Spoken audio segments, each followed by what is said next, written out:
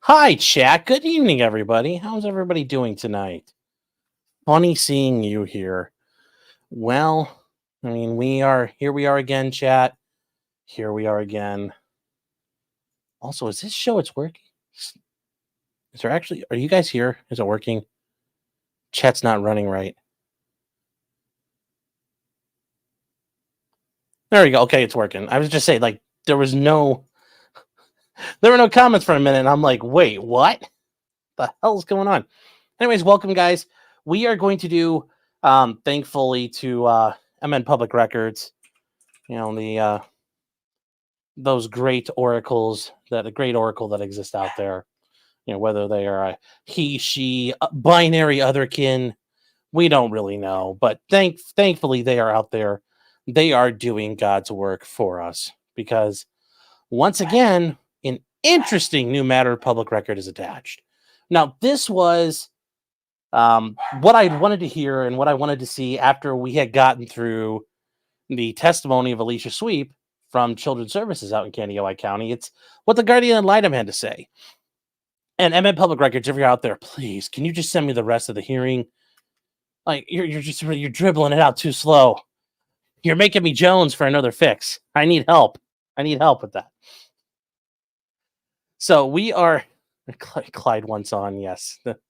They're not being good right now, so they're not in here right now.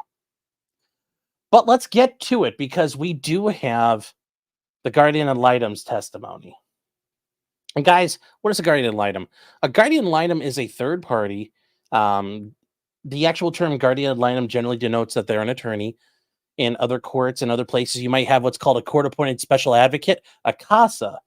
And their job is to advocate for the best interest of the children. And now, why is that an issue?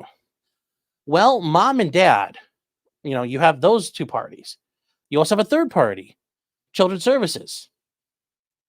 They all may want something different.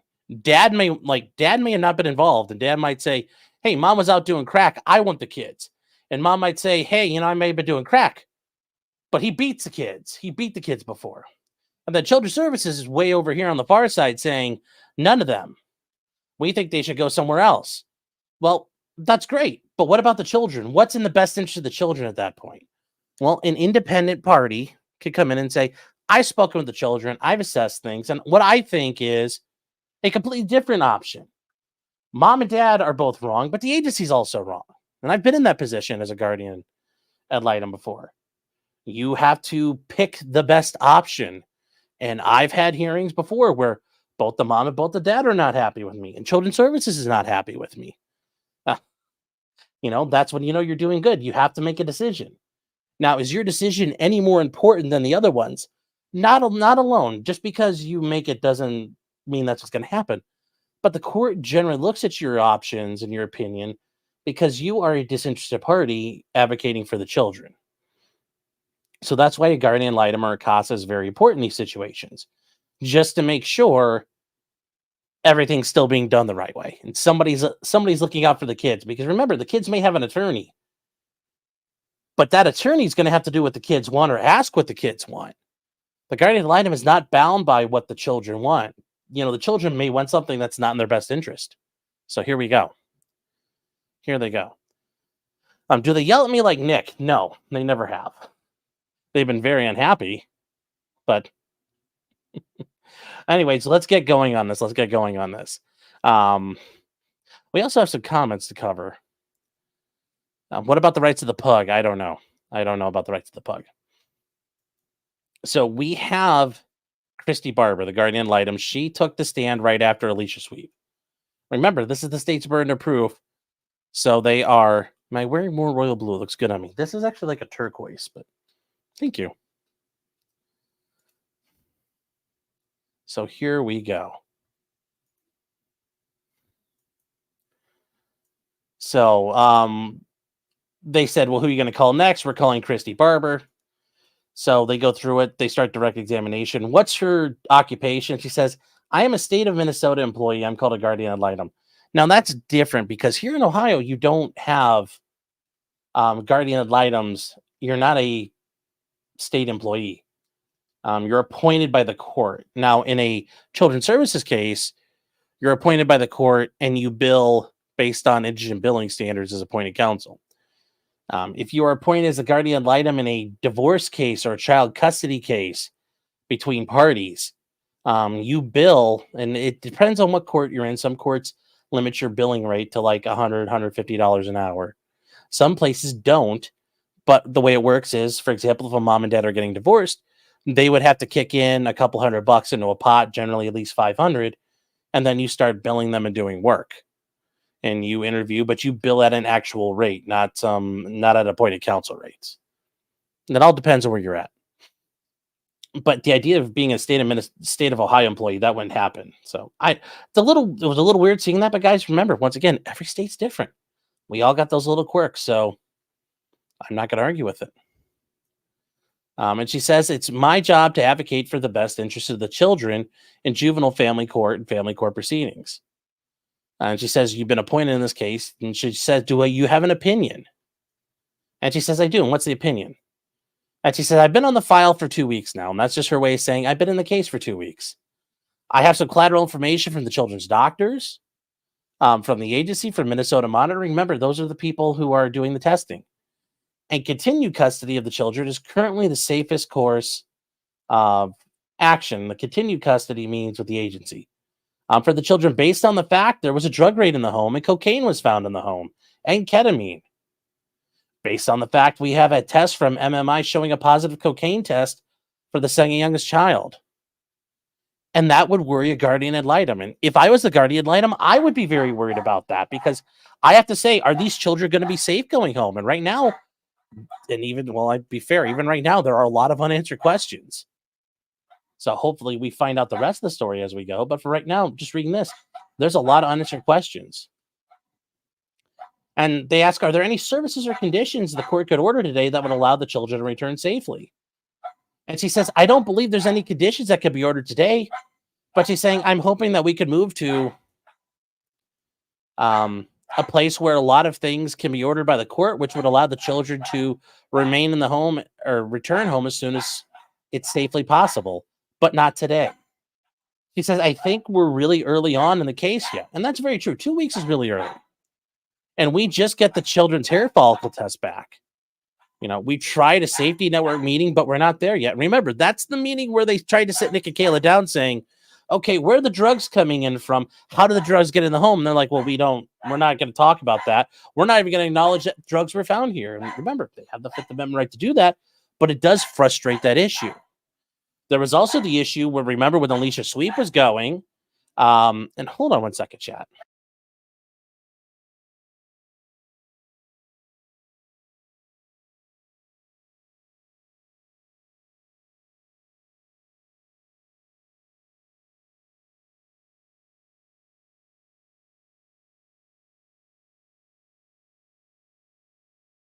All right, chat, we're back. Sorry, I had to go see what she's like freaking out about, making sure there isn't like a skunk in the house or something.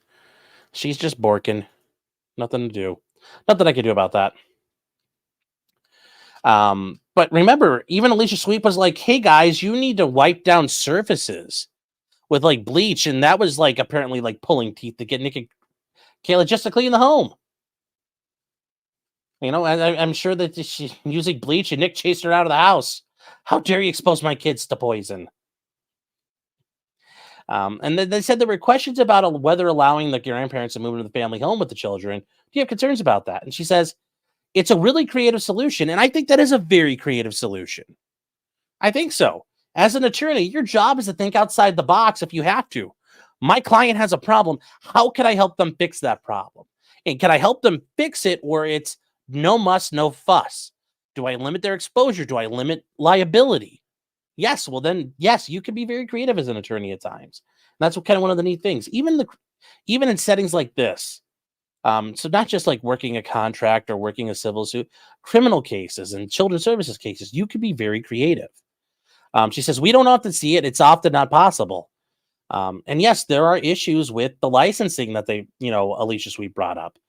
And she said, we used to be able to do it more frequently, like 5-10 years ago. And I will say, this is where I think the idea of forcing families to get like kinship placements, forcing them to get licensed as foster homes is fucking ridiculous. Like here in Ohio, you get approved, you get a home, you get a safety visit. They check your home out, make sure it's all good, and then they go from there. You're not licensed, which I think is a little bit ridiculous here, but this is a very common thing apparently they used to do, and we haven't seen it now because of the licensing. She says, I have concerns about it, but they're limited yet as I'm still getting to know the family. She says the biggest concern for the Guardian at this time, which I like how she says herself in the third person.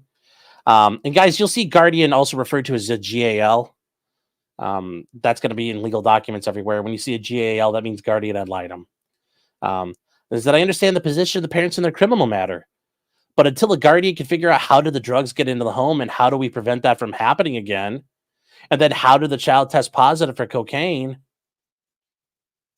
and how do we make sure that doesn't happen to the kids again? I never want to see the children go through a drug raid again. Some of you are thinking, how the hell can I read that? And I'm like, I had to read this last night. It took a little practice.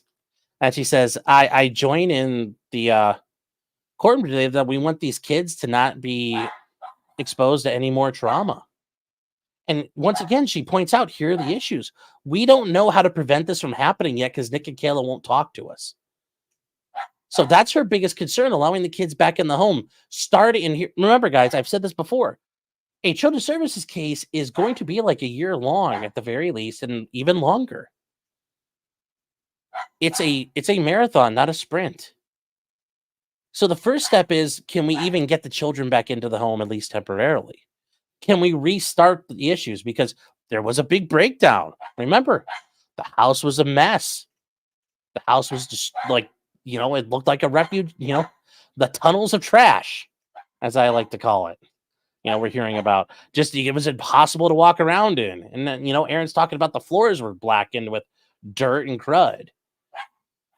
How do we get these kids back into the home and get them into the home safely and kind of because remember, it's not just putting the kids at home. It's fixing the environment to make sure that nothing happens again to those kids. And that takes time, and that takes trial and error. We have to make sure we can do it the right way and people aren't getting stressed and having problems. There's all kinds of stuff you have to do there. There's all kinds of stuff you have to do. Now, what does that mean for you from that point? Well, this is where she's saying we need to have a plan, and we don't have a plan in place. So until we get a place where I'm confident that none of these things would happen to the children again, I can't endorse them returning home at this time or having anyone move into that home, or until the grandparents get more education on the recognition of drug use. Essentially, I don't think any of us have the ability to fully understand what happened yet. And I think that's going to be a really critical place for the family in ensuring this never happens again. And, the prosecutor says, I don't have any other questions. And then Nick's attorney takes over. And she says, were you at the Reicada house this morning? And she says, yes, I was there. And she says, how long were you there? She said, I only tended to stay 30 minutes, but I think actually I left at about 9:30 and I got there right at 8. So she was there for about an hour and a half. And in that hour and a half, were you able to look through the house? And she says, I was. They were very cooperative with me. They gave me a really great tour of the home. And she said, I didn't know any safety concerns during that time. She says, I always feel a little invasive. And it is invasive when you have to go into someone's home. But there were problems previously. You have to check fridges and cupboards. Ask parents to go through their private spaces of their home. But they were cooperative. And were you able to get into the master bedroom? She says, yep. Were you able to peek in the closets? And then they asked, did you open drawers? She says, I didn't open a lot of drawers, just in the kitchen. Which I think is a little, you should have been checking where the drugs were found. I mean, that's where the drugs were set, was in the master bedroom. It's like, why are you not checking there? That's a little bit laziness on her part. Anyway, she said, were you able to inspect the master bedroom and, inspect that room as well, and the bathroom? And she says, well, I kind of peeked into it. They have a little pug puppy, and I forget the puppy's name directly, but they had the puppy in there, and I wasn't able to go in there because the dog was in there. And she said, I didn't see any drug paraphernalia. I kind of looked at the surfaces. She's saying, Kayla has a beautiful jewelry collection.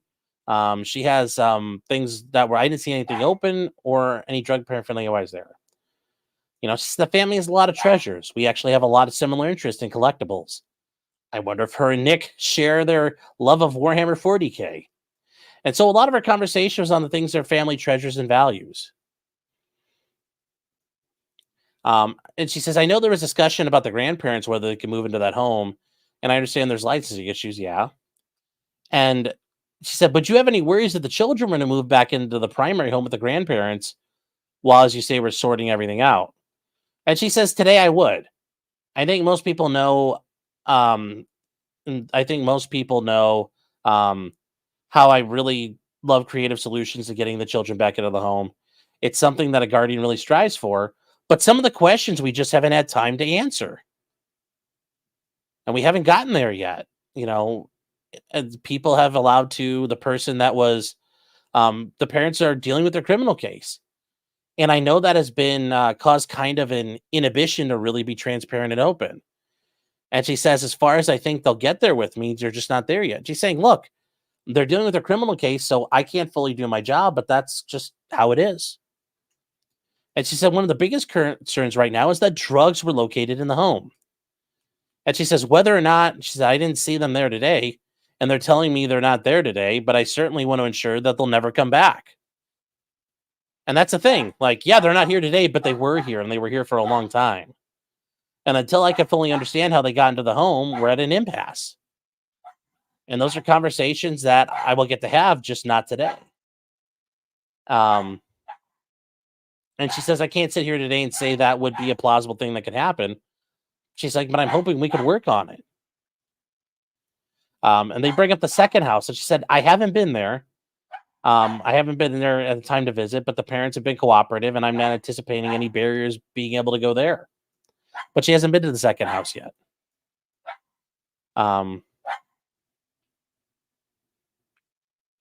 She said, she actually says she does understand, and they ask about, do you understand these houses are fairly close to each other, the secondary house and the primary house? And she says, I know it's nearby. And she said, I'm actually familiar with that area of the town. She said, I have childhood memories of the fields. And she says, I don't know much about the second residence, so I would have to go look, but I have a rough idea. And they say, and this is Nick's attorney, he says, assuming the second residence would be safe to move into with the grandparents, do you have any problems with that? Now, I think that's funny because we're going to get to some things later that I think just need to be pointed out. So remember, Nick's attorney is advocating for this, saying, well, how about we put him up in the second house? We'll have to boot it. We'll have to boot April. And she says, I think we're not in a position to make any changes today. Today, I think what's absolutely best for them is they stay with their grandparents in a relative's home. I think it's a least restrictive place right now. The grandparents said they've stayed in that home before, and they're trying to minimally impact the kids. They want to see minimal disruptions. She said, I'd like to see full compliance with the agency on the safety concerns we have, correcting the conditions so the kids can get back. Now, remember, guys, that's the thing. You have to meet these issues. Like, we're addressing these problems. We cleaned the house. The house has been decontaminated. All those things. You have to meet conditions, and then they will start expanding things. The state will start letting loose on the reins and letting you, just like a kid on one of those extendo leashes at the park. You let the kid get out a little further. And if they can handle that, they can go out a little further. Or it's like when you were little, like when I was a little kid, or you were a little kid.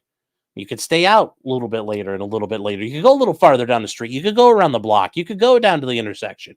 You could go past the intersection. But you do it in stages. You just don't say, well, here, the kid's back. We're gone. Bye.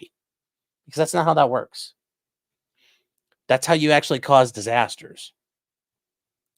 Because whatever happened before hasn't been fully fixed. And she said, I just hate to see the kids shuffled around too much. And this is the other thing. I'd rather us work out a plan towards a trial visit, or have relatives live there, but we're just not there today. So remember, the Guardian Ad Litem's like, yeah, we could kind of work with that. Now, this is Kayla's attorney coming up. Um, and they said, "Do you have any questions?" And he's like, "Nope." And to be fair, Nick and Kayla are on the same front. I'm assuming his attorney, Nick's attorney, and Kayla's attorney sat there. They talked to each other, and they're like, "What are you going to ask?" It's like, "All right, well then I'm not going to ask anything else." So he's like, "I'm cool." Now, Mr. Greiner, and Mr. Greiner is the kid's attorney. Remember, we talked about this before. In Minnesota, under Minnesota state law, the children who are over the age of 10 get to have counsel,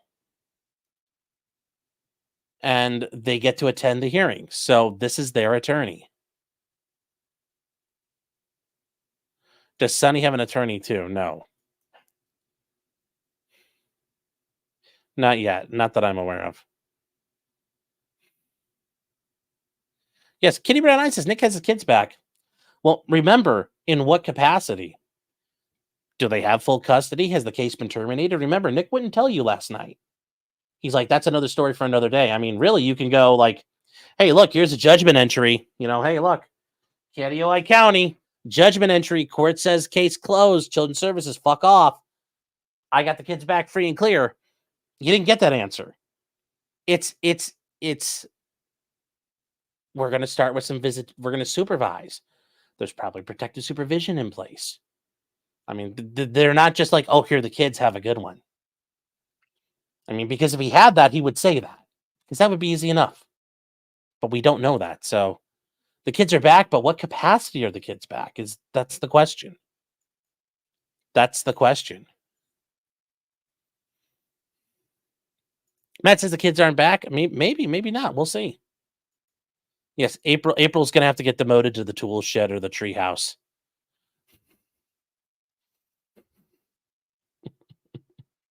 Yes, she's gonna go to the she's gonna so and guys, remember, this is from June 6th, so this is nearly 2 months ago. So we're trying to figure out like what happened in the course of where we are now.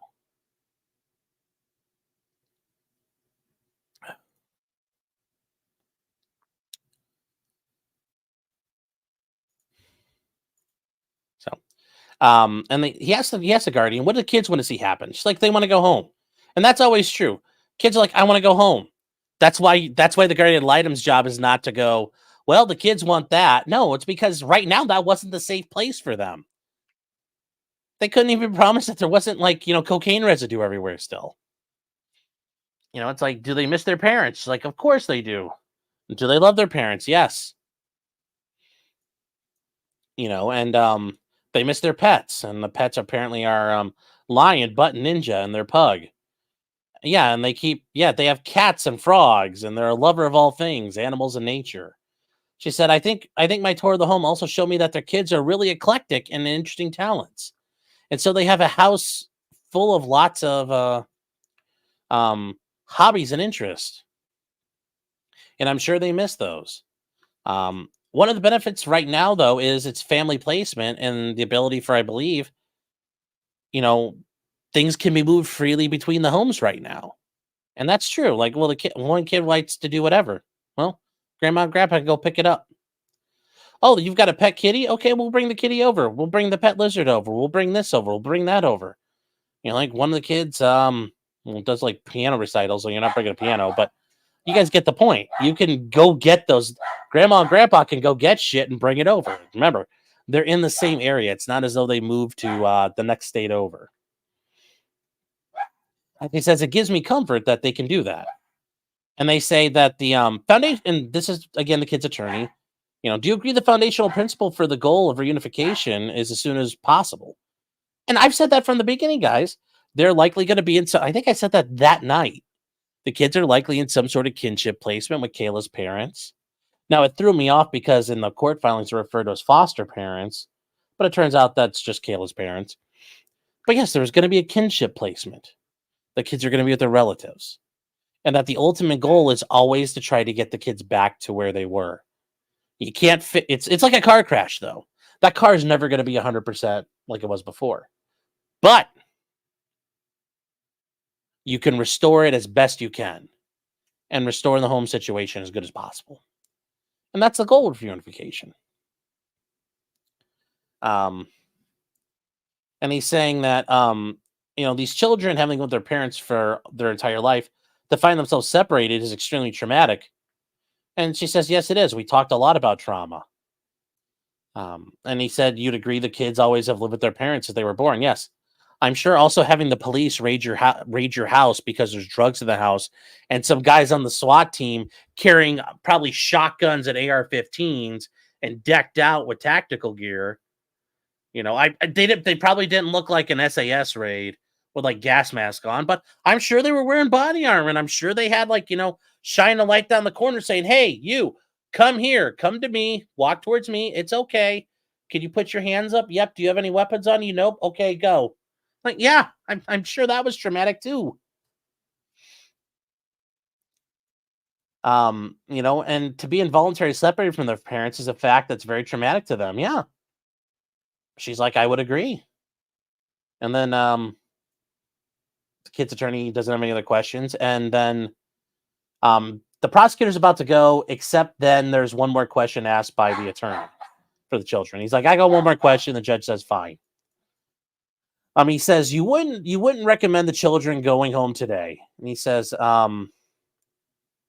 he's saying, I think that's supposed to be seen realistically. How could they go home from your perspective if everything comes together to the way you would want and expect? And that's a fair question to ask. And I've had to ask this question before.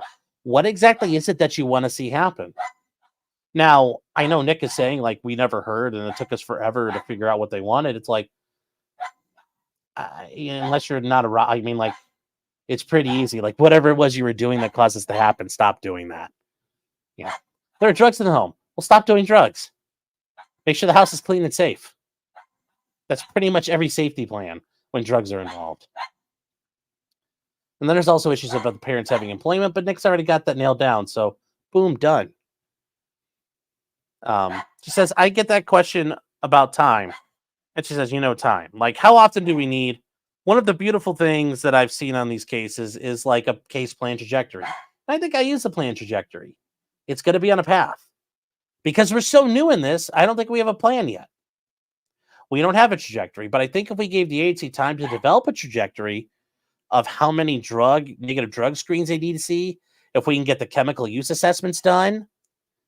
So remember, guys, they have to do a lot of things. They have to get a drug and alcohol assessment done. And they have to follow the recommendations for that. So there's a lot of stuff that has to get done first to comply with that case plan. If we get some education to the family and some safety planning with the children. And says, oftentimes the average family, I'm speaking in generalities here, the average family, if we could see between 30 and 60 days of sobriety, they're moving towards unsupervised visits. Yeah. Yeah. And that's not uncommon here, too. The problem is finding people who can do 30 to 60 days of sobriety. Sobriety is difficult. It is not an easy thing. And for those of you who have had family members who deal with addiction, or if you've dealt with it yourself, that's not easy. But if you guys haven't dealt with people who have dealt with addiction, it's not easy. It's not easy. It's hard. It's hard work. But having 30, 60 days of sobriety shows we can move towards an unsupervised visit. And she says they're moving towards those trial home visits. Yeah, it's probably the stage we're at now. And she says, I don't know enough about the parents' use if there were problems. I just know there were drugs found in the home. Well, remember, I think the idea is that, you go to Pottery Barn, you buy your decorative cocaine. I don't think anybody really buys that allegation. Well, did anybody actually know we used? It's like the cocaine didn't snort itself up. And the cocaine just doesn't sit there. Remember, guys, it's not like the towels in the guest bathroom. Like, as I say, let's be honest. Let's be honest, chat. Let's be honest.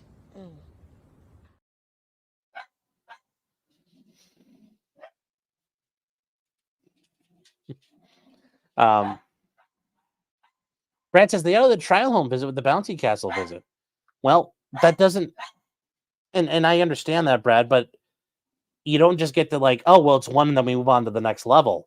Like, there's going to be escalations and there's going to be visits and there's going to be monitoring. And even if there's going to be some unsupervised things, there's going to be some monitoring off in the distance. Like, it's not a boom done. It's gradual. So yeah, I'm just going to say this. The idea the case is over that's not what happened. And the fact that Nick won't say the case is over like that, and he's like, oh, that's another question for another time. Like, if it is over, you could say so. And if it's over, I'm sure he'd be screaming it from the treetops. Check the dog again. She's just spazzing out over something. Peter's My First Name says Leftover Crack is an American punk rock band formed in 1998. But he had a bouncy castle, so it was fun. Yeah. And Mr. Benke says he said it was literally over. He said it was literally over last night. Well, no, somebody asked the question of like, is it like completely over, or is it just like he said resolved? And somebody said, does resolved mean closed? And he said, well, that's another question for another time. You know, I saw that clip. I didn't bother watching the whole thing because watching him try to cope through Noel's text was not exactly entertaining to me. So, what's my dog's name that's barking? Well, that's Laney. So Lizzie says, did he get his kids back? I'm sure he's got them back, and I'm sure the agency has retained supervision over the family for now. Which means they probably do have the right to inspect the home. They probably have the right to demand screens from Nick and Kayla, and they probably have the right to make sure April's not rooting around in the house.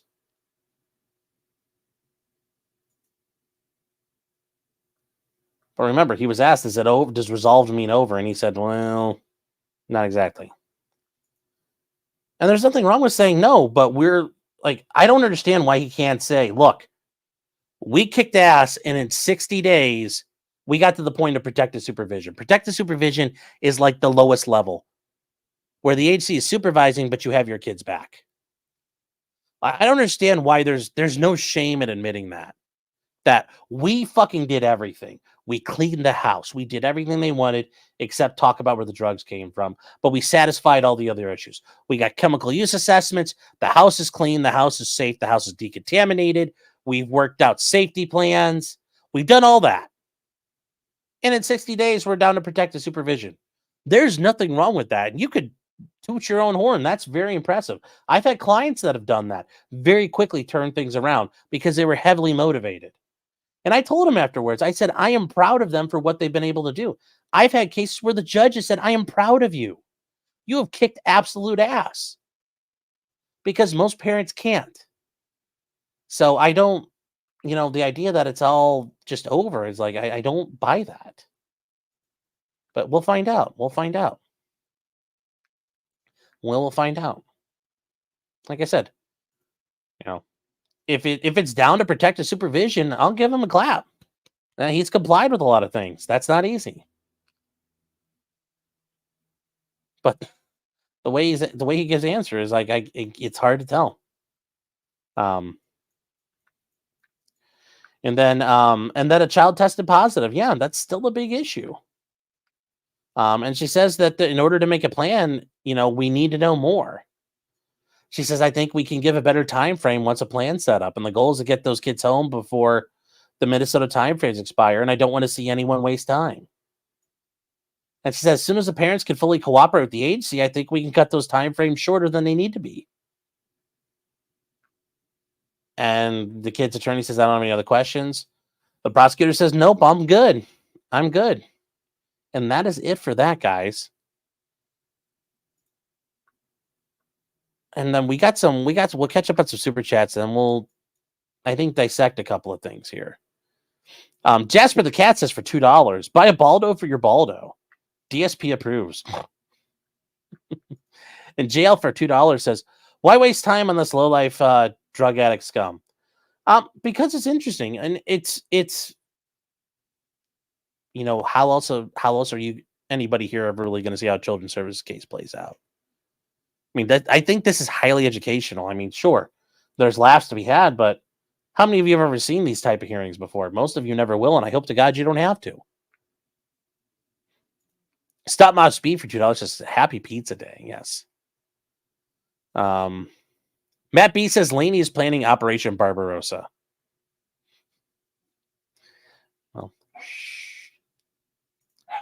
Scarebro says Nick's excuse about the protective order on discovery. The prosecutor proposed it, and Nick's both parents' counsel seconded it. Nick could have had his attorney object to it in the interest of transparency, but conveniently didn't. Yeah. It's like, well, you're asking for it, and then you're like, well, remember, guys, it's. Notice what we already know. A lot of things we already know. The house was just a complete mess. So, like, we already all the stuff you guys want to know. It's been confirmed pretty much one way or another. We just haven't seen the video confirmation yet.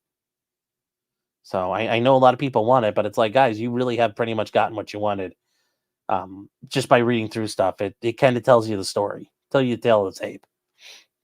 But thank you for that super chat, by the way, Scarebro, for $19.99. X-Comer says the Coke for 50 Norwegian krona. Says the Coke Pope will never repent nor confess to any misdeed of his own making. I mean, it seems like that now, but can always change. And then Matt Stuffer for £10 sterling. The King Sterling. And by the way, chat, whatever you do, don't go out there and troll the British police. I certainly can't condone that. If you're British, don't do it. But if you're an American, troll away, baby. Troll, troll, troll. He says for £10 sterling, the King Sterling. True to form, in his becoming Ethan Ralph. The rage twig got all bulls for the moment he felt he got a W. And like Ralph, he'll be met with a proportionate L. I mean, that's just normal for everybody. I mean, I don't like you. Where is it? Here somewhere. Come on, I have it somewhere. Oh, right here. Yeah. Something like this. It's actually a really good book. Kept it from college. The fates and the gods hate nothing more than hubris. And they will punish you for it. So that's never tempt the fates. Never tempt the fates. And then Nico's been a member for 9 months. Says, what happens to the kids if the Recadas face jail time? I don't think they're going to face jail time. I mean, if they both got sent to jail, well, then that'd be another foster situation where the agency would have to come in and say, look, the children have no parents anymore who can care for them till their jail times are up. So they're going to go back with grandma and grandpa. But that's not going to happen. And let's say that was going to happen. The court would probably try to work something out where, like, if one has to go 30 days, another one's got to do 30 days in jail. Which, guys, that's not even going to happen. I know a lot of people think, like, oh, my God, they're going to go be making license plates or something. Or Nick's going to be sitting there just scrubbing a toothbrush on the floor and making a shank. Like, guys, no, that's not going to happen. None of that's going to fucking happen. All right? None of that's going to happen, one. And I understand there's some of you out there who truly hate Nick. I don't want, like, wanting people like him to go to prison and destroying his family. No, that's not something I'd want to see because it doesn't really help people. And this is where, guys like having supporting the decarceration, the decarceral state is not actually a bad thing. Like, is this a person who really needs to be in jail? No, we incarcerate people we are afraid of, not people we hate. If we did the people we hate, fuck, we need 1 million more prisons. Nick could talk himself into prison. I mean, sure he could, but I'm assuming he'll shut his mouth and do as he's told in court.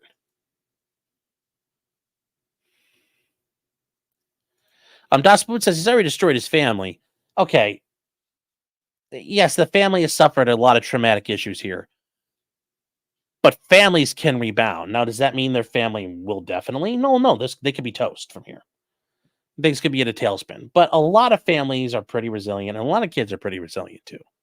So, J-Rock says Nick will get probation and mess up on probation. I mean, that is a very common thing, that probation's hard, especially when you have an addiction issue. I know Nick was making fun of the activity police, but it's like, man, your fucking probation officer is going to be some real activity police, man. Knocking on your door at 8 o'clock in the morning, like, hey, I'm here to inspect the home. Now, normally, like, that guy could show up at your place of work, but for Nick, he works from home. So it's like, how's that? Like, there's going to be a lot of stuff going down.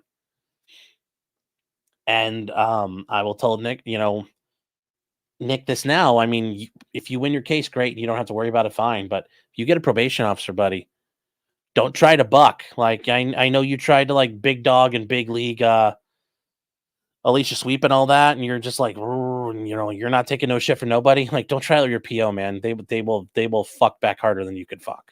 So don't try that game. Don't try that game. I've had clients try that. I've had clients try to buck on the POs, and it doesn't go well. Doesn't go well.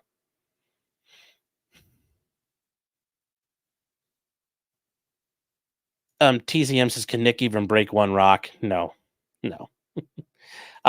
Jason Lazote saying, what's going on with the British police? Well, Britain is having massive riots because, well, all the white folk are mad that, the immigrants are running wild. Well, people here on Twitter and are going into the British police departments in Britain and using the live chats and tying up their ability to go solve crimes by just spamming, the N-word, making up false crimes, trolling the police, and doing things that if you were British would be considered inciting hate. Well, the British police have threatened to we're going to extradite you. And it's like, under the US and UK extradition treaty, unless it's a felony in both countries, you can't do that. So, free speech is a bitch. So that's what's going on there.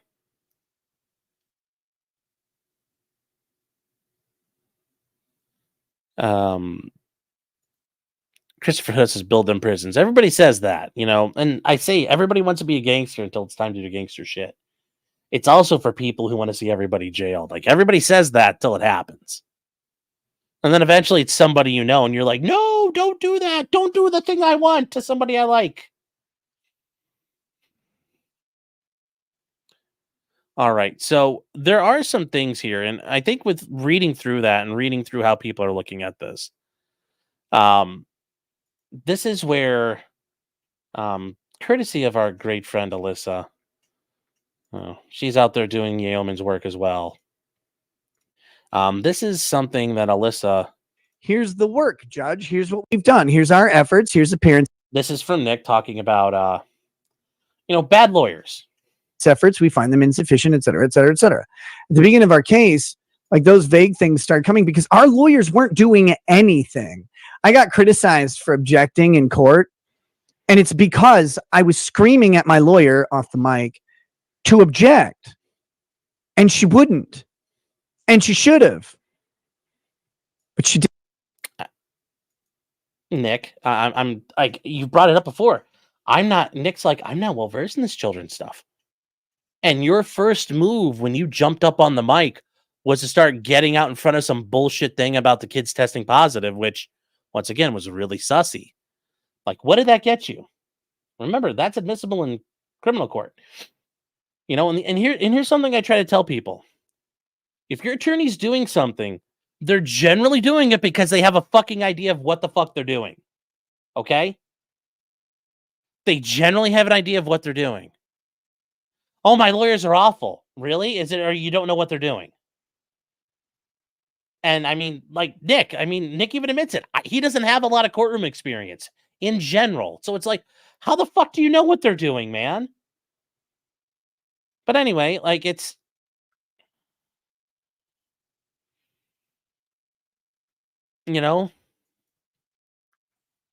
Yes, doctors are the worst patients and lawyers are the worst clients. It's very true. Very true. Didn't. Bad lawyers, fuck you. And when your kids are on the line, man, you can't afford them. But anyway, our lawyers weren't doing anything at the beginning of the case. And so the government kept saying... I mean, you don't think your lawyer was in there just putting the fucking screws to... I mean, I read through that. Dawn Weber, she did a fucking adequate job. I found nothing there she did wrong. I found nothing there she did wrong other than let you run your fucking mouth. She did a very good job questioning the Guardian Ad Litem. She did a very good job questioning Alicia Sweep. And it's funny because Nick's going to go back to that saying, oh, she fucking burned Alicia Sweep down. It's like, I thought you said they're fucking awful. I mean, part of this is a good lawyer is not going to do everything you want to fucking do the way you want it done. And I'm sure Nick had shit he wanted done, but they're like, I'm not going to do it that way. I'm doing it my way. And what I always try to explain to people is, I represent you, and I'm here to protect your interest. But I decide how I protect those interests. And I use a great example. We're going to go eat lunch. And I pull up, you're hanging out at the park, and I pull up, and I'm like, hey, man, you want some lunch? I'll go. It's on me. What do you want? It's your birthday. You get to pick anywhere in town you want to eat. And here's the deal. I promise, like, let's say you want Taco Bell. I promise I will go to Taco Bell. I promise I'll get you that Crunchwrap Supreme meal with a Baja Blast Mountain Dew. Personally, I don't like Baja Blast. It's fucking nasty. I will go there and get that for you, and I will bring it back to you. Now, I get to choose the route of how I drive to Taco Bell. I choose how fast I'm going to drive. I choose which Taco Bell in town I go to. I might go to the one right next to the park. I might go to the one across town. But I promise I'm going to bring you hot Taco Bell back for your lunch on your birthday. I promise you that, because that's what I have to do. But I get to call the shots. I'll win you the Super Bowl, but I call the plays. So this idea of him, shitting all over this lady, like, she did a decent fucking job. Like, I think the thing with Nick is, like, you guys have your Fifth Amendment issues, so your hands are tied and their hands are tied. The agency and the GAL, their hands are tied because your hands are tied, and then your attorney's like, what the fuck do you want her to do? Where you expect her to walk in there and just pull out her dick and slap Alicia Sweep in the face and be like, you're a perjurer. I mean, I'm just saying, like, it's not even narcissists. It's people who just don't understand it. Narcissists, sure, but people who just don't understand what's going on are micromanagers.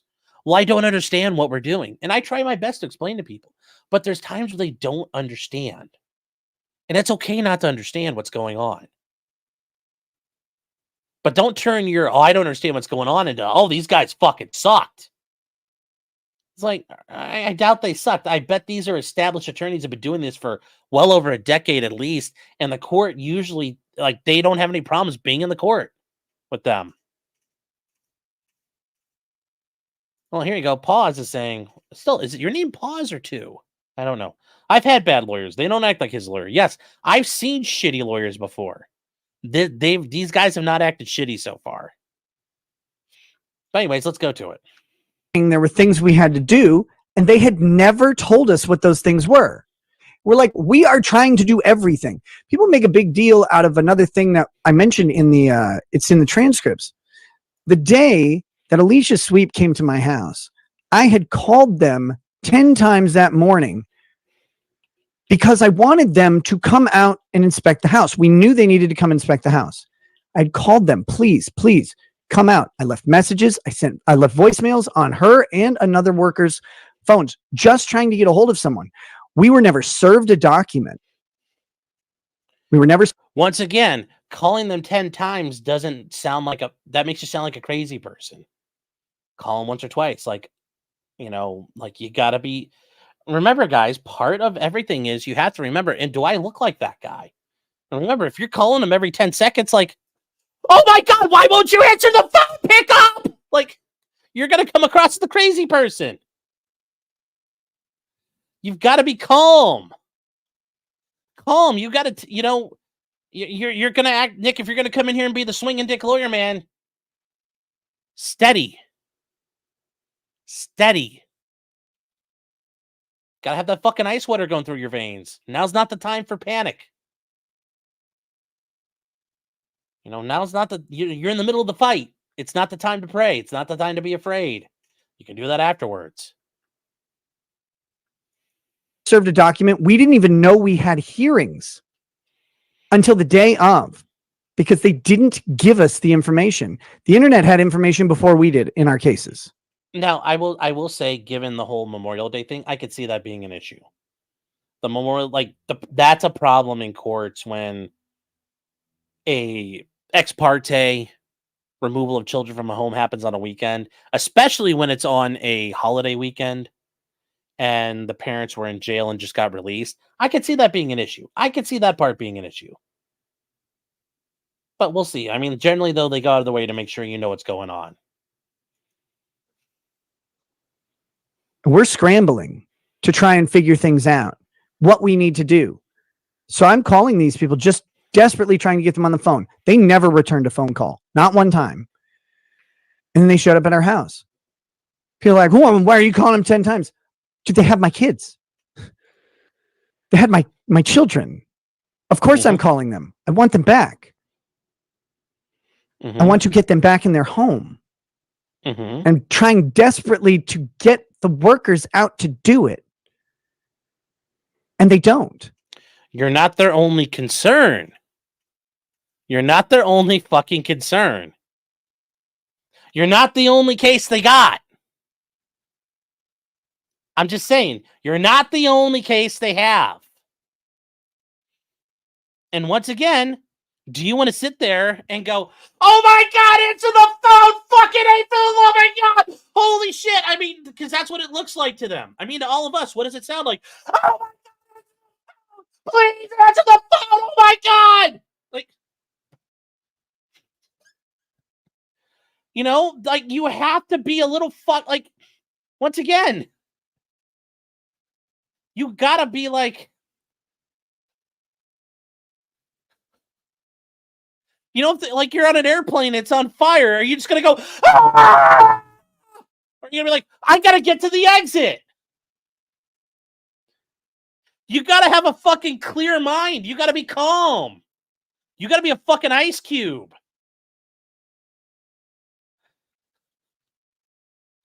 I'm just saying, like, you've got to. I mean, you have to be calm.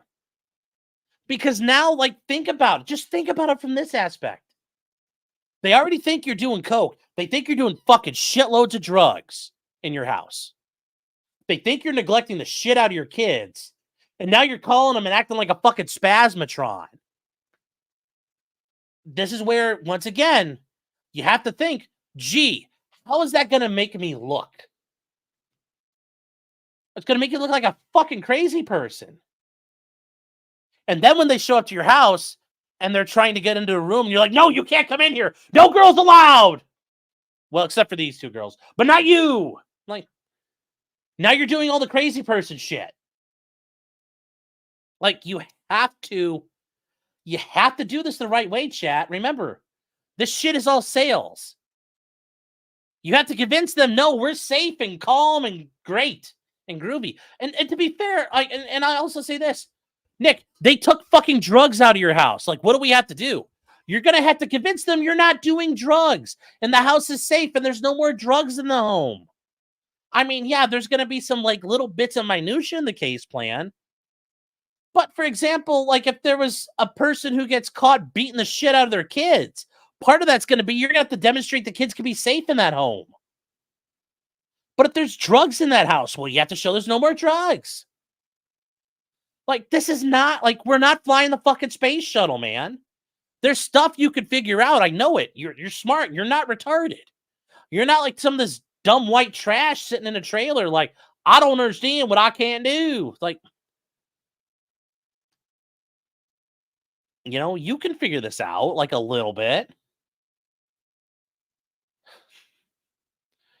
I'm just saying. You gotta be, you know, you have to be collected. You have to have your shit together.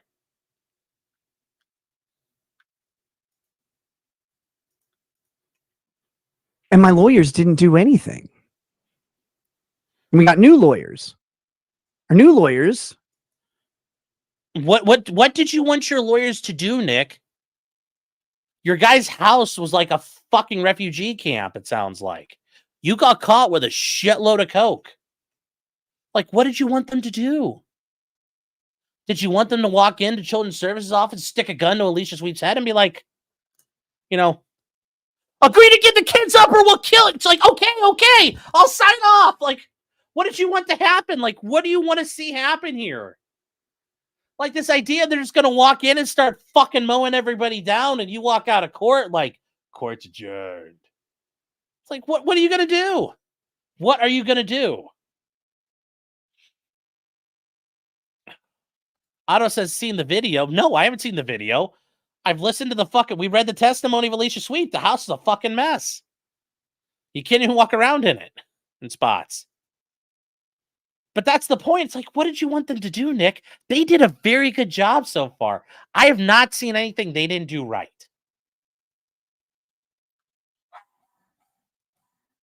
Even the dogs are agreeing.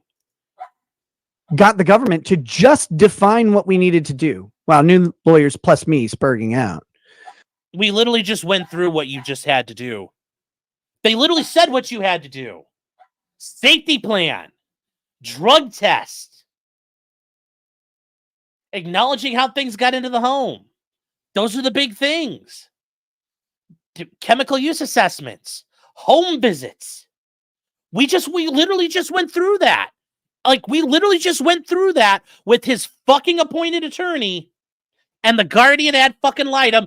And we also went through it earlier this week with the fucking lady from Children's Services. We just fucking did that. I know we fucking did it because we fucking read it. Really? Oh, I didn't know what we had to fucking do. You knew on June 6th what you had to fucking do. But I mean, holy shit, you paid an attorney, some guy who fucking, how much money did he charge you for that? I mean, holy shit, dude.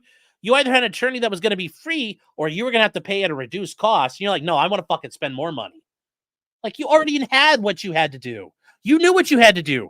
I could read the goddamn transcript and go, all right, I guess that's what I can do. Really? I mean, like, we just fucking did that. Did we not, chat? Did we not just go through there? What do we have to fucking do? We done it. I'm looking at all these pages right now. 11 and a half pages of what you have to do from the Guardian Ad Litem. And then right here, I've got the Alicia Sweep one. You know, and that's like what? 1, 2, 3, 4, 5, 6, 7. 1, 2, 3, 4, 5.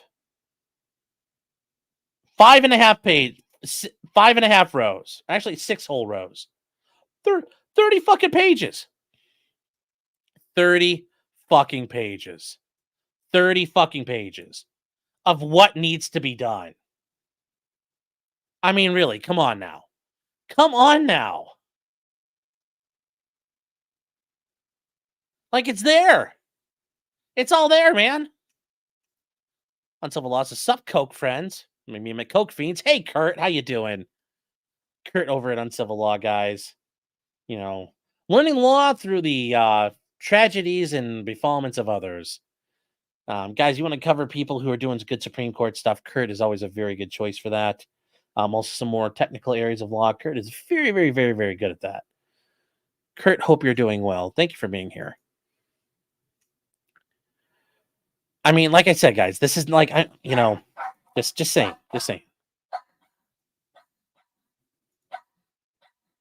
That's, am I okay? Am I raging all night? No, I'm not even raging. It's just like, I'm going to go, after I'm done with this, I'm probably just going to go, like, hang out with the dogs. Like, no, this is not raging. Trust me. Trust me. Once we got the government to define what they wanted from us, it was easy. But they didn't do it at first. They didn't want to. They didn't have to. Did it at first. Have your kids. What do you do? Beg. All the things you did that caused your kids to get taken away, you don't do them. As much as Josh Moon hates Russell Greer right now for fucking around on the thing, it's literally you undo all the things that you did that caused your kids to be taken away. You literally just like throw a fucking reverse card down. Whatever it was you're doing, don't do that thing. Do the other thing. Please tell us what to do. Please come to our house. Please do these things. Please let us just fucking show you. They tried to, but you wouldn't show them. Trying to get you guys to clean your fucking countertops was apparently like trying to write fucking haikus in Sanskrit. You know, how the coke get in here? How do you know there are even drugs in the house? Like, you want to show, like, what were you trying to show? Just saying, guys. but they don't return your call. What do you do? Call again. I mean, like, hold on now. Like, what are they supposed to do? Like, you know what you need to do. You had drugs in your home. Like if let's say I'm an attorney and you call, well, I am an attorney. One of you calls me and I'm sitting here tomorrow morning, I'm, talking to 2.0 and I get a call saying, "Hey, are you Sean Martin, the attorney?" Yeah. I was like, "Yep, I am." Hold on one second.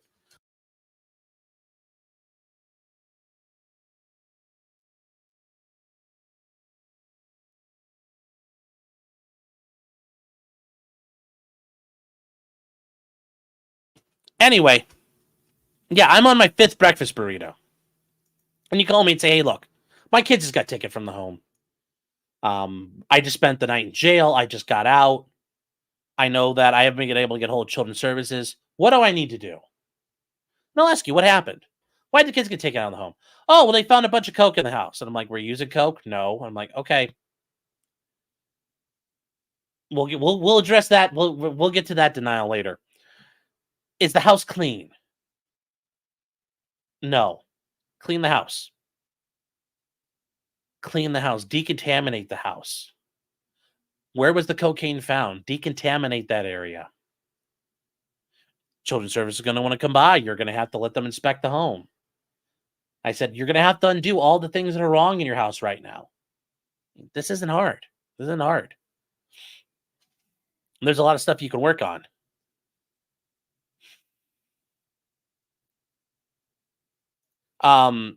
Aquanet says, "So you believe everything CPS is truthful?" Well, what am I gonna? I'm gonna ask the guy, "Well, why did they take your kids out of the house? What happened?" And if you tell me, "Oh, nothing happened, nothing's wrong," it's like, okay, well, somebody's fucking lying. But remember, like in this situation, we have a lot of information on our own. That Nick has been using drugs. So no, I'm not taking them at their word. I'm saying, wow, I've seen things, and their information confirms it. So this is a very different situation. So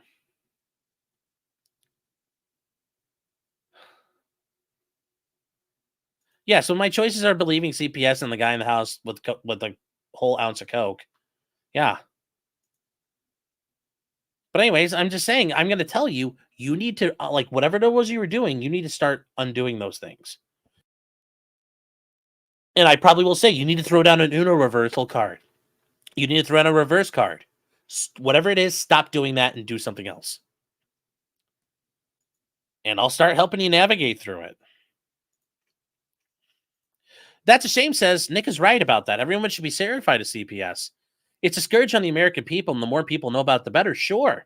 The problem is, people like Nick are why CPS was invented in the first place. So yes, CPS does a lot of nasty shit, but for people like Nick, that's what they're meant for. I mean, that's the problem here. Nick wasn't a nice boy who didn't do nothing wrong. So yes, just like, and at some point it's like there's only so many ways you can handle these kids being in a dangerous situation. So once again, it's kind of like in Full Metal Jacket when Private Pile didn't put the lock on his footlocker. If it wasn't for dickheads like him, there wouldn't be thievery. Well, if it wasn't for dickheads doing like running around coking out in your house, there wouldn't be a need for CPS. But yes, I do agree. It's just like the cops. Do the cops do shit that's really bad? Yeah. But they also get bad guys too? Yes. Rick Nikita says, "Do we know the locations of his baldos?" No, we don't. Scarecrow says, "Nick doesn't think he did anything wrong. He's maintaining appearances like Ralph was shamed into not abandoning his son. He blames the prudes." No. Yeah. And Pseudosnark says, "Good to see you, man. Good to see you. Hope you're doing well." Says 2 passed the prison. 1, an all-star shocking crime, and 2 is years of dedicated shitbaggery. So what are the odds he could avoid the felony and keep his Second Amendment rights? I mean, if he's on, if the idea is this deferred adjudication, I mean, basically he's going to be on probation for like 2 or 3 years, and then they'll probably dismiss the charges. So then he would get all his rights back. So he's going to have to comply with whatever plans are out there. Now that's presuming he has to do it. Like I said, there's always like that 1 or 2% chance Nick might win, because nothing's 100%. Remember, guys, always and never are dangerous words. But the very real likelihood is he's probably going to have to enter some sort of plea. And it's very interesting. We haven't seen for this omnibus like a motion to dismiss or a motion to suppress. We haven't seen any of that yet. And his attorneys had the evidence for a while. So, like, what's being worked on? It's kind of weird. Kind of weird we haven't seen anything. Nothing happened. It's all quiet. Nazir Puto says that, yeah, there's no bad lawyers. I'm sure they're bad lawyers, but reading that thing, I don't think those attorneys did a bad job. Nick's just saying they're bad because they didn't do what he wanted, but that doesn't mean they were bad. It means they were doing their fucking job.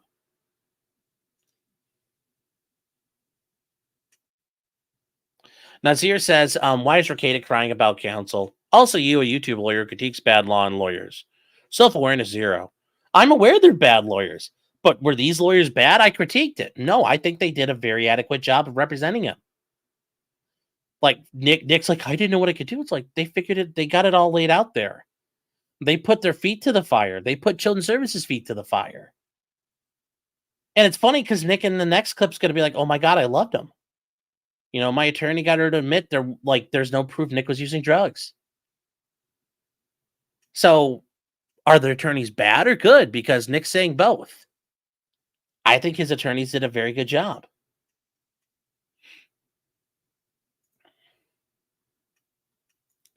You know, Escapo for $5 says in the Bane voice, now is not the time for fear. That comes later. And Grifty says, but that's not his concern. His concern is the children. Not to mention, in my experience, persistence is the best strategy with state employees. There's persistence, but then there's like, yeah, not coming across like a lunatic. Grifty says, you're saying he can't do all these things that he did, yet he's got his kid back in 60 days? Seemed like he was successful. I'm not saying he can't do them. I'm just saying like he hasn't done all of them. Did he finally admit to where the drugs were coming from? Did he finally admit how they got into the house?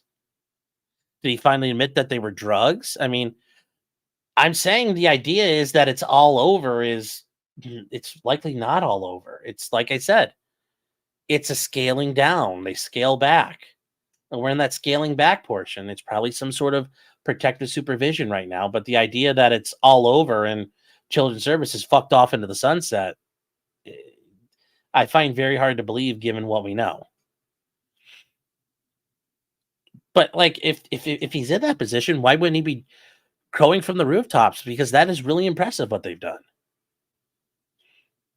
Sarah Marie, good to see you. It's been a while. Says, for £10, actually though, sterling. I think you're from Wales though. So do you really want me to acknowledge as the King Sterling? Says it's been so very disappointing and saddening to see this happen to Nick and his family. It's been equally disappointing to see the number of people take pleasure in watching them burn. But that's the nature of the world. You know, people enjoy watching a car accident. Grifty says GALs and CPS are not friends ever. Well, who said they were going to be friends? But they may work together or they may have common goals.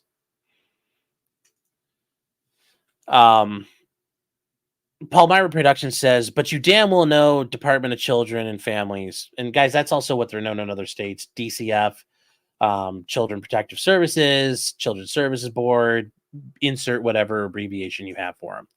Needs to keep files open for as long as they can so they can get that sweet state money up every year. Sure, but they also have rules they have to follow where it's like, we don't just terminate supervision and go, all right, we're done. Because there's still a lot of unanswered questions like, how did the drugs get in the home? How do we make sure we never have to get back involved again? And those haven't been answered. Nasir says, Taco Bell's #1 fan's evidence. The government told me, duh. And And Brewberry says for $5 Australian dues, was also a 7-year-old who got woken up by a cop raid. It was funny after, but you still remember that. And also you're stuck with, the fuck did your dad do? I can see that. I can see that being an issue. And Grifty says, Sean hearts the war on drugs. I mean, where did I say I heart that? It's more of like, if there's a law, don't be a retard and break the fucking law. I mean, there's a law against putting a full auto switchy on the back of my Glock 19 right now, or my Glock 17. Does that mean I support the National Firearms Act? No. It's just I'm not a retard and intentionally break the law. If you do, you should be expecting consequences. That's how the world works. Govern me harder, daddy. You should say like, daddy. But no, just don't do dumb shit. It's a very amazing strategy to avoid government intrusion. Patrick Ake says Nick is right. How do we actually know there's cocaine in his house? It's not like there was anyone there at the time recording the whole thing. And then J-Rock's been a member for 11 months. Thanks, J-Rock. Says 1.2K watching. Nice. Yes. Yep. And now we got some more to move on from there. Yeah, Tori's saying, so I'm a statist. Yeah, that's exactly it. You know, yes, I don't like the laws that we have, but I also warn you as an attorney, breaking them is at your own peril. Because going in the court saying, well, Your Honor, that law is bullshit is not an effective defense. Not even for your Glock switchy. Well, Your Honor, the NFA is gay. That doesn't work. So, but yeah, like in here, this is another thing. Like I just, we just literally read part of this, and he's gonna bag on these attorneys again who did a pretty good job for him and Kayla. My family case is basically resolved. The kids are home. There's a rumor that that the grandparents basically resolved. Well, I mean, it's like there ain't no such thing as a part-time crook. Is it resolved or is it not?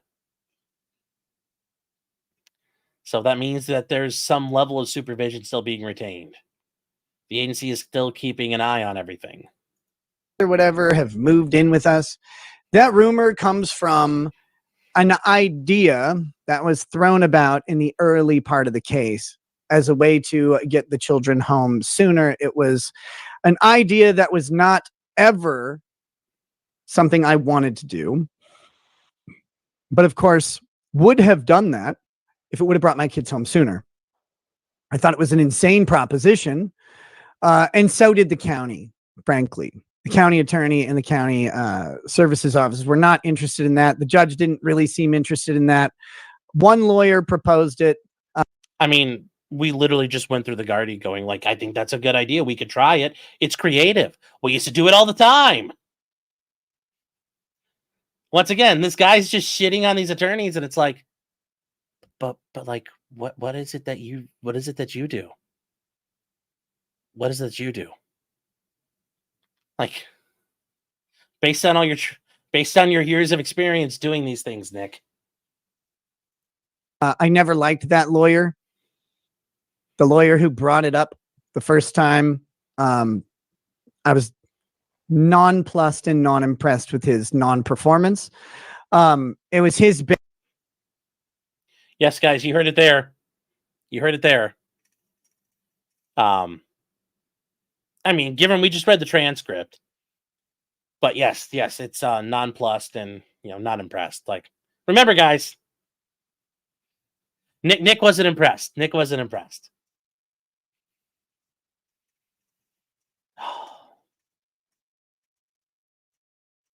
Yeah.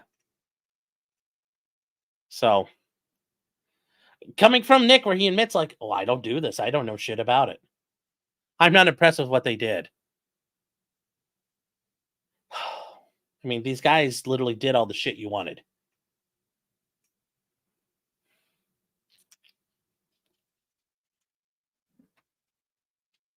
Just saying there, like, yeah, it didn't meet Nick's impressiveness. It's like, you're exacting standards. Baby, and he's like, oh, it's a great idea. No, it's a terrible fucking idea, you weirdo. But hey, he brought it up, and so then it got bandied about back and forth. It was never really on the table as a viable option. Very silly thing. Was shot down over and over. But hey, one guy was really married to that idea. Well, one guy was trying to get your kids back in the home. Did you not want that? I mean, he was coming up with a creative solution to the problem that would get your kids in. And you said, well, if it worked, I would have used it. So was it really that shitty? I mean, like, just this is.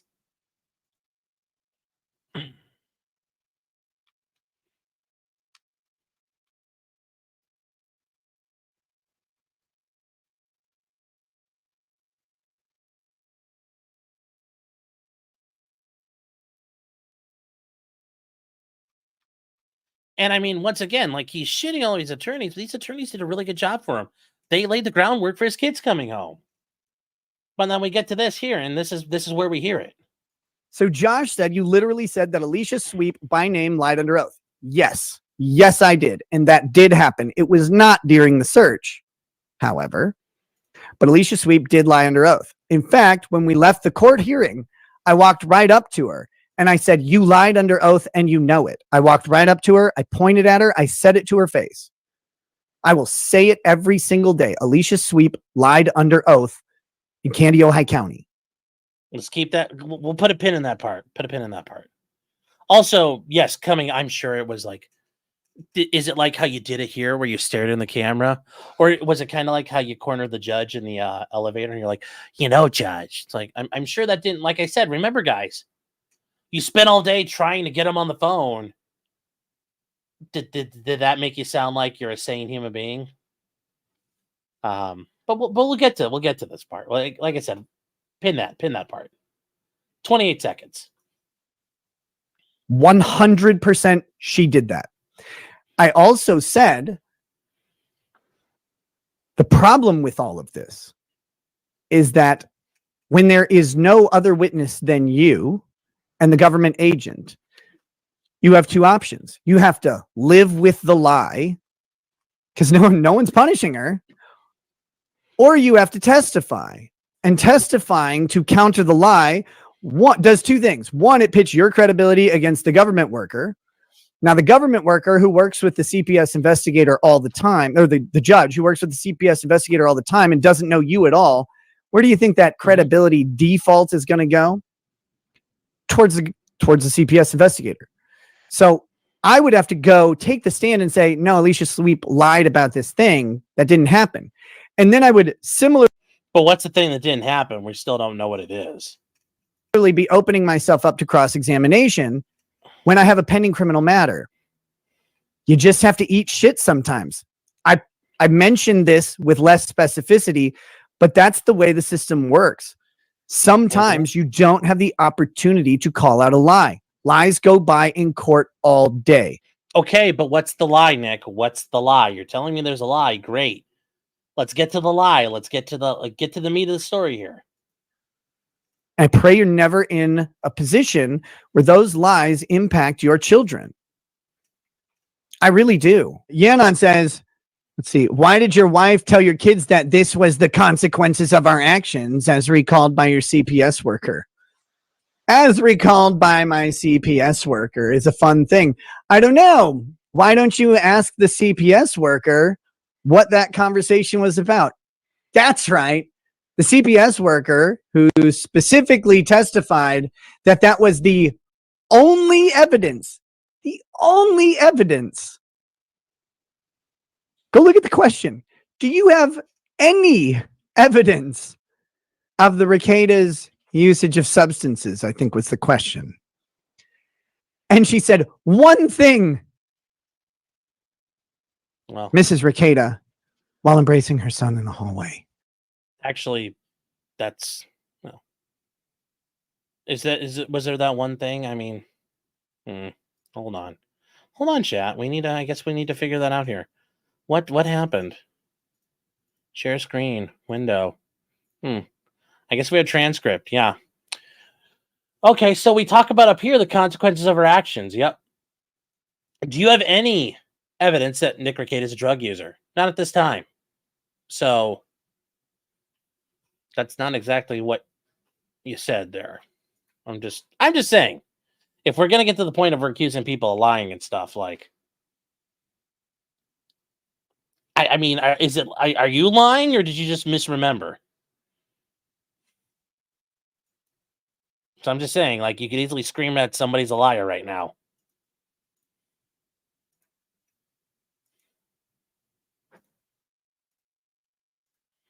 Said these are the consequences of our actions. Mm-hmm. And the follow-up was, what was that in reference to? Was that a question about substance use? What was that question about? Do you even know? And the answer was, no, I don't know. Isn't that amazing? So what the government worker did was took a line. I guess we got to go back to this chat. What exactly did she say? What exactly did she say? Huh. Okay, here. We'll do this again, guys. We'll do this again.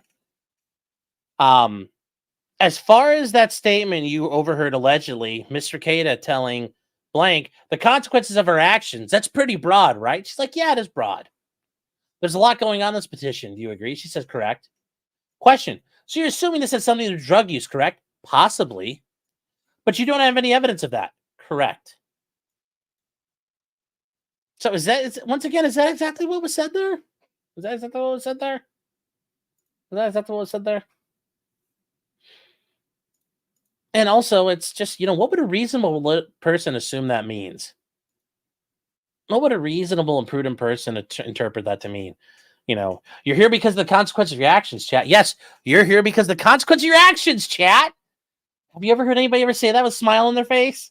Is that ever meant in a good way? Well, if it's in the consequences of my actions. Nobody ever says that happily. Like tomorrow, guys. Tomorrow is August 10th. It's my birthday. I'm going to go see my family. I'm going to go see my parents. When I pull in the driveway, it's the consequence of my actions. I'm so happy. No, nobody thinks like that. No one would think like that. Yeah. What would a reasonable person actually interpret that to mean? That she heard created a context to suggest that line was evidence against us as far as substance use. But the mildest pushback was, really though? And her answer was, actually, I don't know. It was great. I didn't hear that conversation, so I have no idea what it was about at all. Well, you didn't hear it, so how do you know that she didn't hear it? You have no idea what it's about, Nick. I know it wasn't about substance use. How do you know? Mr. Kada, how do you know that? You said you weren't there, correct? Does anybody ever lament the consequences of their actions in a positive way? Have you ever done that, sir?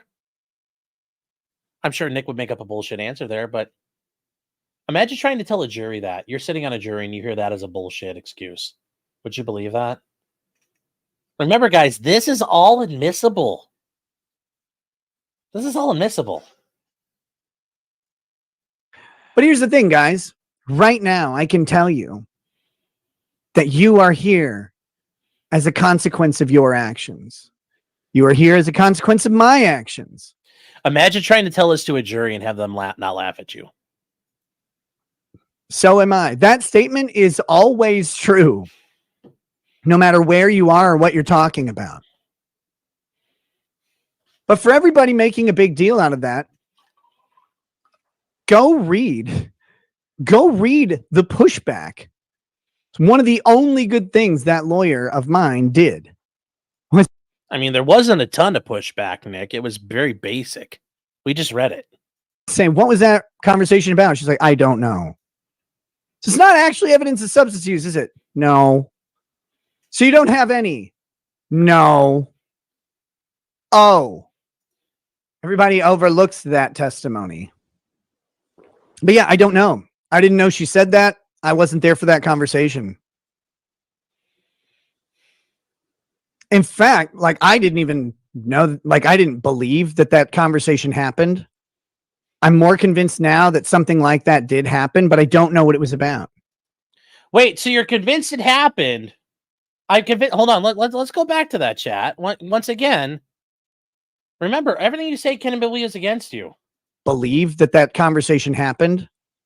I'm more convinced now that something like that did happen, but I don't know what it was about. Okay. And now we get back down to here. Sweep lied under oath. I will say it every single day. Alicia Sweep lied under oath in Candy, Ojai County. 100% she did that.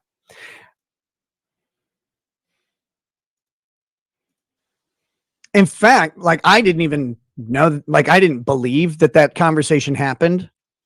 I'm more convinced now that something like that did happen, but I don't know what it was about.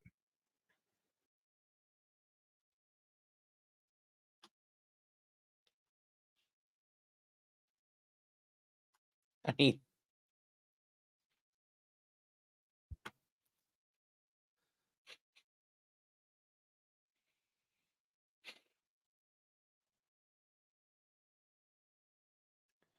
what are you supposed to say in response to that, guys? I mean, what should I say in response to that?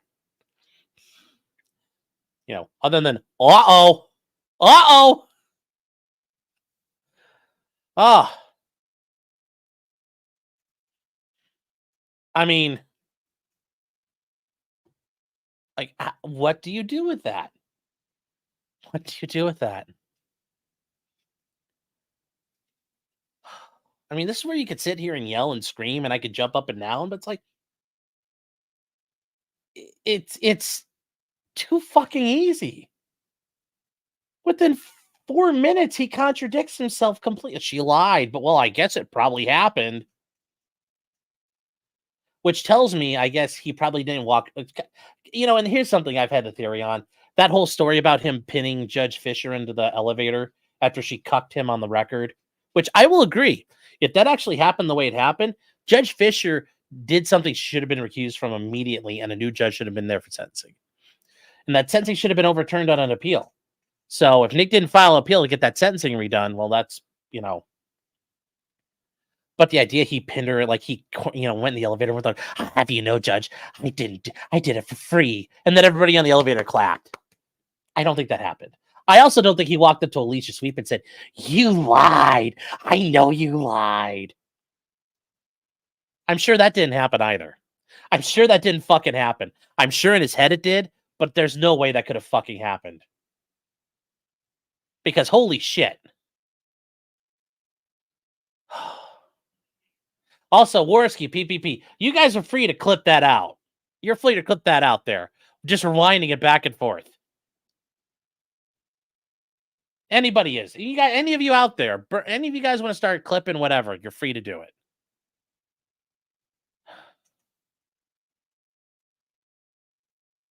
Porcelain Fun says, here comes another defamation suit.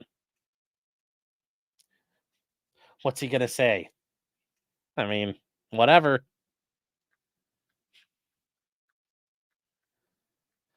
Oh, but yes, Cerebral Parasite with 20 memberships. Let's go, chat. Yes. Oh.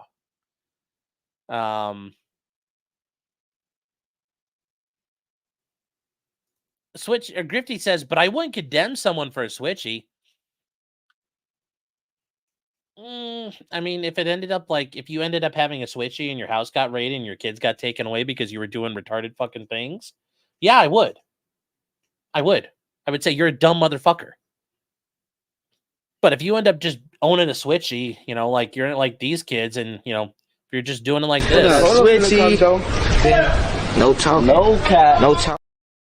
If you're just like those kids and you get picked up and charged, oh well, play the game. You buy your ticket, you hop on the train. But yeah, I mean, so yeah, I wouldn't do it like that.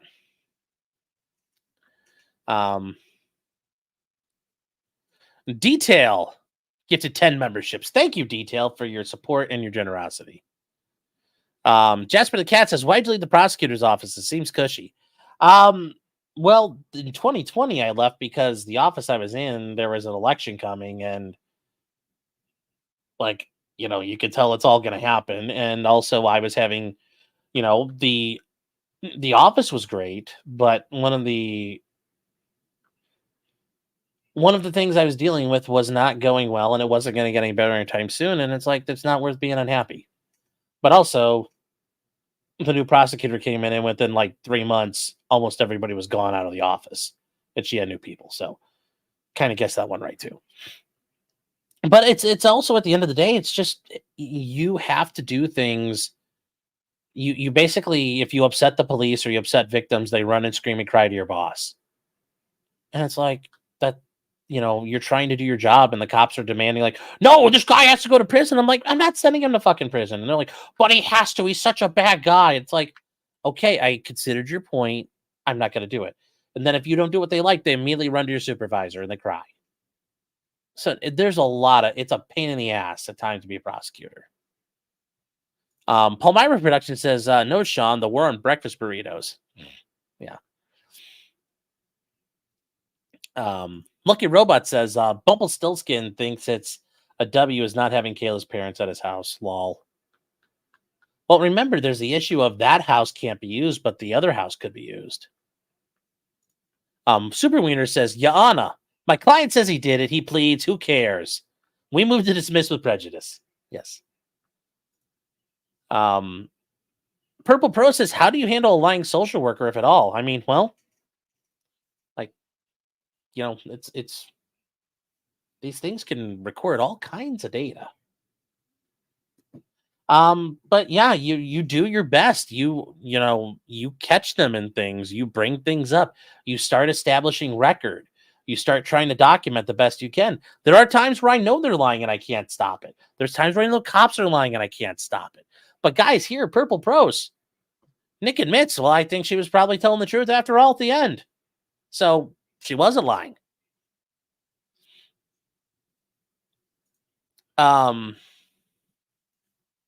Nazir says, if I don't disclose every detail of what happened the night to internet weirdos and help the state take my kids, it means guilty, right, Your Honor? Well, I'm not saying he's got to tell us what happened. No, there are people here on the internet who do want that, but no. Nick wouldn't even tell the children's services people what happened. And he has a Fifth Amendment right not to, but he also can't, the people who are concerned about the children not being exposed to cocaine, it's really tough to get mad at them for saying, well, since we can't verify the house is safe, we can't let the kids back.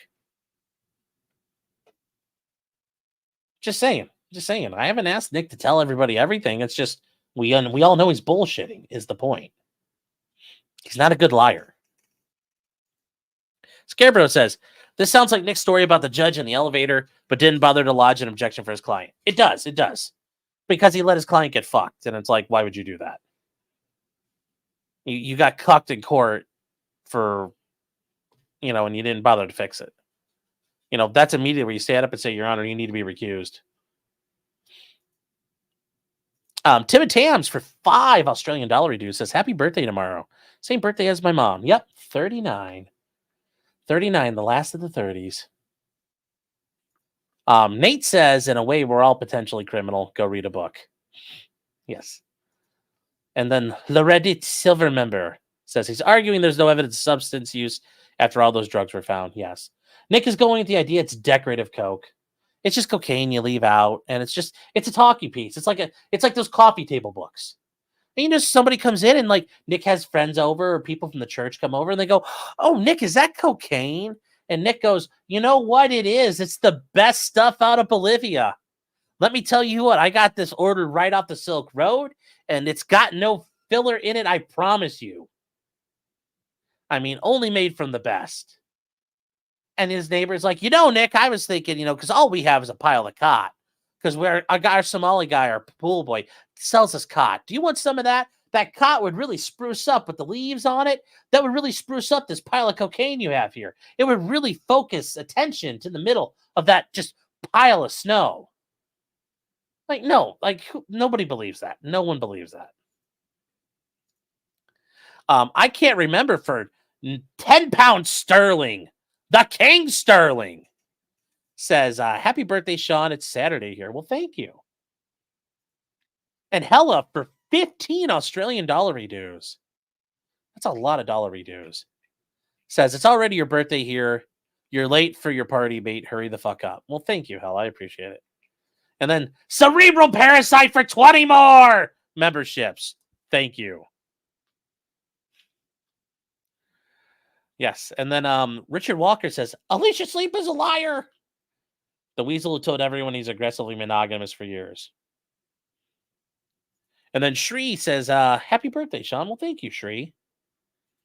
Jasper the Cat says for $2, you the man, Sean. Happy birthday. Well, thank you. Amateur Iconoclast gifted 5 memberships. Thank you. Thanks for the support.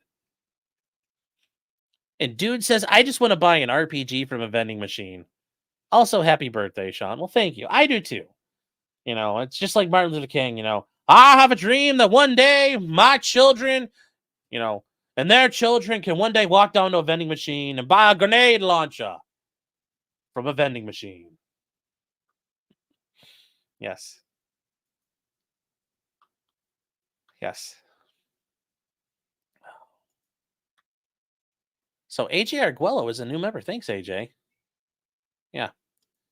Now, Vienna's saying Nick is sweating bullets at the idea of the body cam coming. I'm sure he is. I'm sure he's very nervous about that. But really, at the end of the day, guys, we don't need the body cam. We already know it was a fucking mess. Remember, it started out with, it's just words on paper. And notice, he's not fighting that narrative anymore that the house was a fucking hovel. He's moved on to, like, all some of this other shit out there.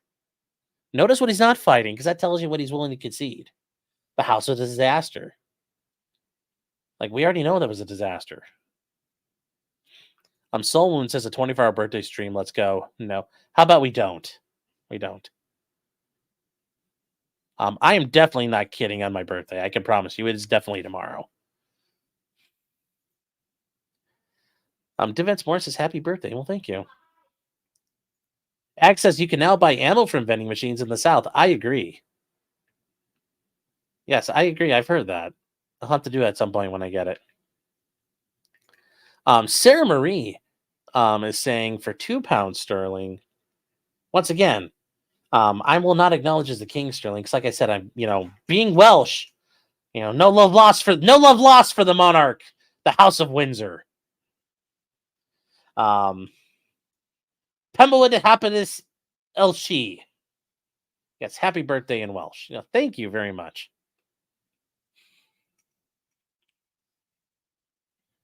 Oh, keep the faces happy 60th birthday. Well, thank you. I'm almost to retirement. Sicko Fit says, worst friend of the year. Honestly, though, guys, like, part of being a friend is holding people accountable. That's what friends do. Like, friends hold the mirror up.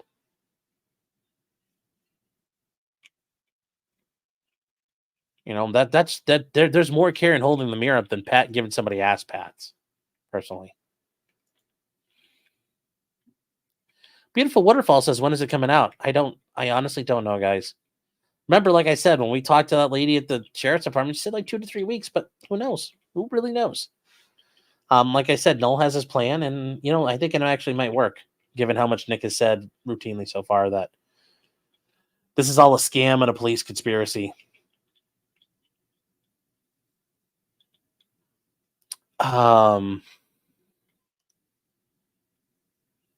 What's the status of the Monty case? I don't know. I guess it's continued out to like November.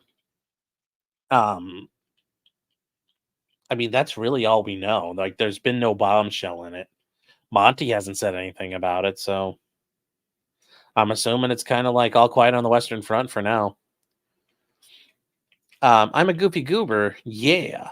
Says, have you ever considered starting a garden and doing streams about growing plants? We do grow stuff. We have a garden. This year wasn't a very, we didn't really get to it this year. It was kind of a mess.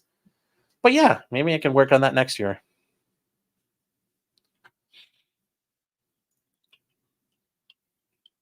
Allegan News says, Sean, 1 week shut up. Next week next week tell everyone, Nick, otherwise we cannot believe you. No, I'm just saying, like, if you're gonna make up fucking lies, that really encourages not to believe you, and we know you're lying. And like I said, my case isn't over yet. Well, then just say where we're at.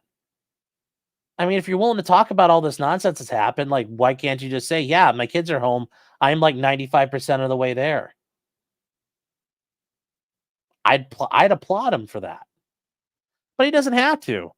But when you give these mealy-mouthed, like, bullshit answers, Like, how far are you really? Are you really telling the truth? It's like Pussy Bumpin' Sarah in Sopranos when he talks about like the Puerto Rican chick, and they're like, did that really happen at all? Right before they killed him. It's like, did that really happen, Puss?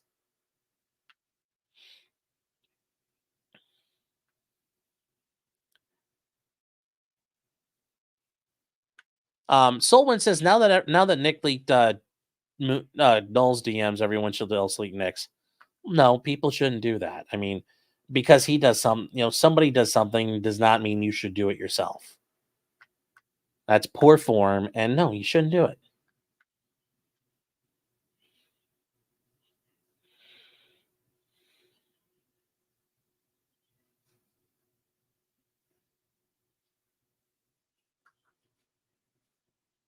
A 24-hour stream, no, Max. Sorry, 24 hours in Clyde years. That would that would be easy. An 8-hour stream would cover that.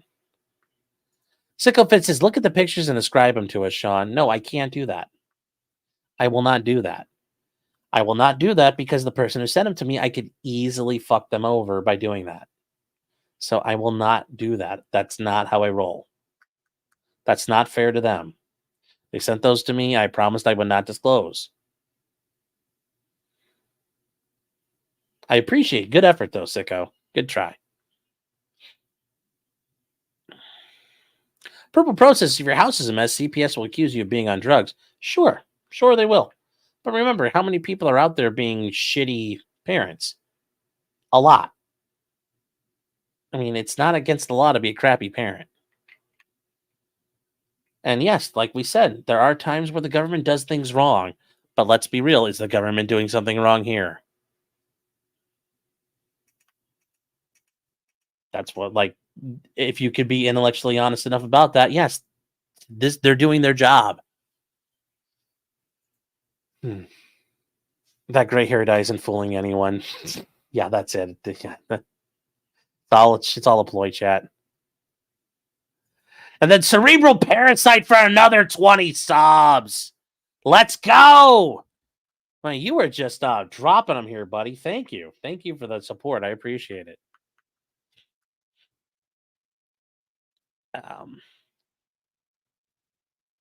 Vienna says Nick would play out to keep the body cams from being public. Well, remember, there's still ways the body cam can come out. And I would encourage you to look through what Noel's talking about because it's an interesting gambit that he's going to try to run.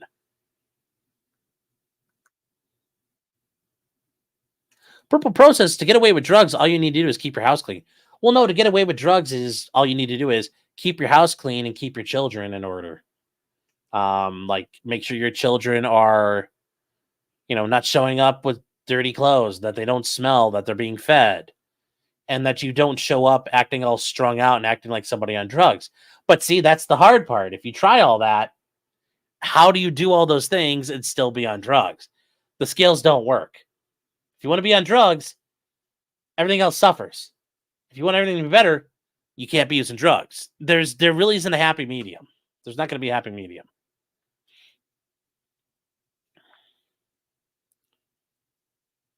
Axis, I think Sean butchered that. I probably did. Yeah, 60 gifted subs. I know. 60. Cerebral Parasite, thank you very, very much, man. I appreciate that. Minnesota Knows says, you are here as a consequence of your parents' actions. Yes. Also, I'm looking for some snow-capped mountains. Want to go hiking. Amateur Iconoclast says the Prince of Wales is sterling. Yeah, but I don't know if she's a fan of the... Remember, is she a fan of the monarchy? Not a lot of... Like, the Welsh traditionally aren't. So, I'm trying to be respectful of that. I recognize that's an issue. Yes, holy shit's real Parasite. Yes, like, that is really, like, thank you so very much. I mean, like I said, the support for the channel, great. But you gave 60 people memberships, man. Thank you. Thank you so much.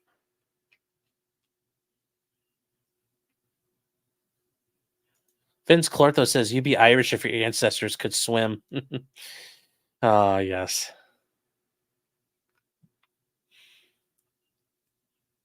Dean Schweitzer says, friends don't knock the mirror off the coffee table. Well, I'm not talking about that mirror. I'm talking about holding up the mirror because, it's the man in the glass.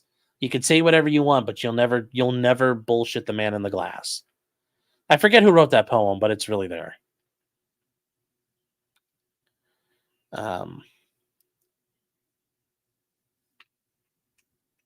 Cat, but not Cat Williams. Gifted 10 memberships. Thank you, Cat. Thanks for stopping by. Hope you're doing well. I know we saw you earlier, so thank you. Purple Pro says you're gonna call him a liar no matter what. Nick lies a lot. Nick has lied a lot about everything. Like you do parents and family court. No, I genuinely trust, like, I have people I believe in court and I have people I don't believe in court. Nick is somebody who's not credible, man. Like, do you think Nick is a credible human being? Do you think Nick is telling the truth? You know, could you trust Nick?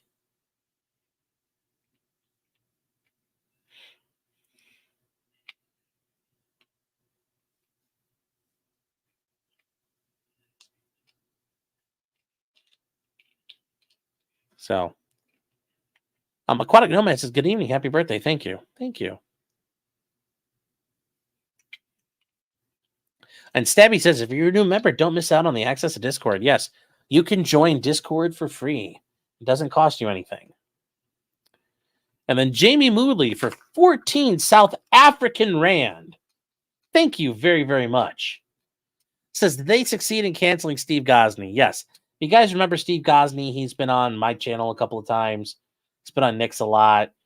He was working down in Florida at the public defender's office down there doing appellate work. He had recently just taken a job in the Miami, in the Dade County prosecutor's office down there, the state's attorney's office. And he was going to be teaching ethics to their new hires, but also working on ethics compliance and integrity issues within the office. Well, Steven wrote a couple of books, including he wrote the death penalty books, but then he wrote that saucy Death Penalty Desires book. And some jack-off reporter down in Miami, who I think had more of a political axe to grind with the prosecutor in her office, basically called out Steve Gosney for having the book. And, you know, Steve was basically forced to leave the office. He left the office due to all the issues going on. So that lady could go fuck herself. And yeah, Steve ended up having to leave. So yeah. Yep.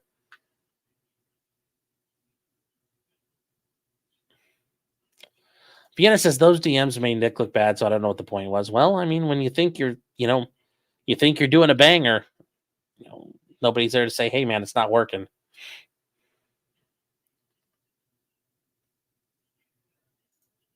Chapped Ass says, does it matter if they tell you the truth? I mean, it helps if I know what happened, because if I have an idea of what happened, I can try to plan around it. But yeah, I have clients I knew that lied the whole time about what happened, and I still did the best I could for them. And you don't change that regardless. I'm just saying, like, it's, your attorney knows when you're fucking lying to them.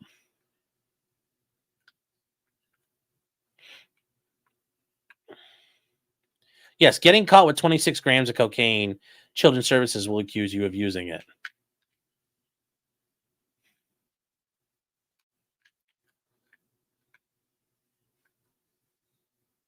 So, Elegant News says there's holding friends accountable versus asking friends to tell all in the live stream. If you truly wanted to be friends, you would not ask for more than what he can make public.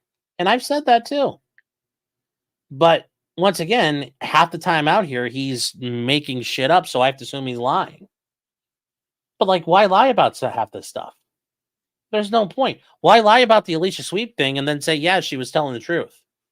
Like, why would you do all this? I've never told him, like, he needs to come out and say I have a drug problem. I've never said any of that. That's the funny part. I've never demanded he come out and fenestrate himself out here in front of, or prostrate himself out in front, not throw himself out of a window, but prostrate himself out in front of the world and admit to all of his sins. I've never said that. But the bigger thing is, Nick ever fucking said that to himself, and I kind of get the feeling he hasn't. So, and the issue is, if you can't say shit public, don't say shit. Running around making up lies just encourages me to believe it's all fucking true, and it's absolutely completely fucked. So,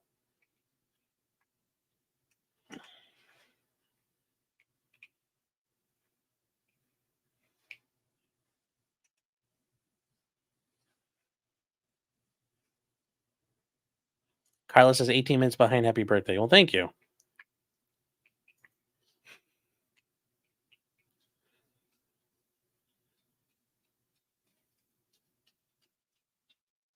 Will Reed says, can you get a prescription for cocaine? There is medical grade cocaine, and it's used as like a topical anesthetic, but it's in a surgery setting, like it's in a hospital setting. You can't get. I mean, you theoretically could get a prescription for cocaine because it's not a Schedule I drug, but you're never going to get that.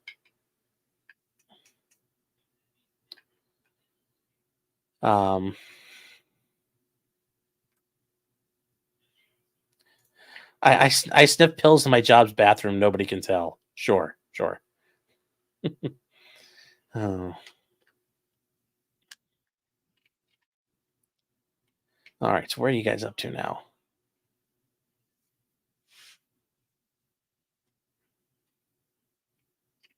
I'm gonna buy a third monitor tonight. No, jeez. Am I microdosing? You mean me microdosing, or who's microdosing?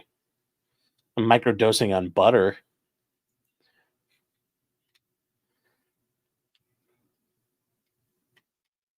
Jeez, you guys are so fast. I'm gonna have to catch up here. Doctors give kids Ritalin like it's candy. Yeah, we ladle out amphetamines to children, and it's horrible.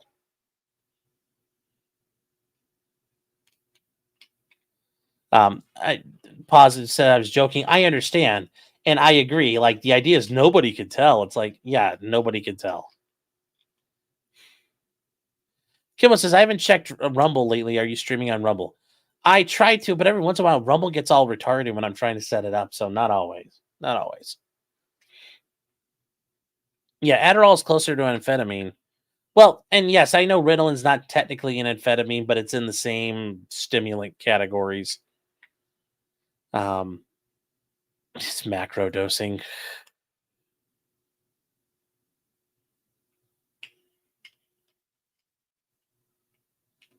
Paul Ryan Production says those texts showed that both Nick and Josh exaggerated and lied and went both ways from the way I see it. And that's fine. I think you can see it that way. I just, for Nick to come out there and go like, this is the mic drop, chat. Boom. Like, no, like that wasn't exactly, I'm sure in his mind, it's like those TikToks go, like, well, how I see myself. And it's the, lion on the Serengeti, but instead it's like a little kitty going like, meh, meh, meh, meh, meh. It's like, yeah, pretty much.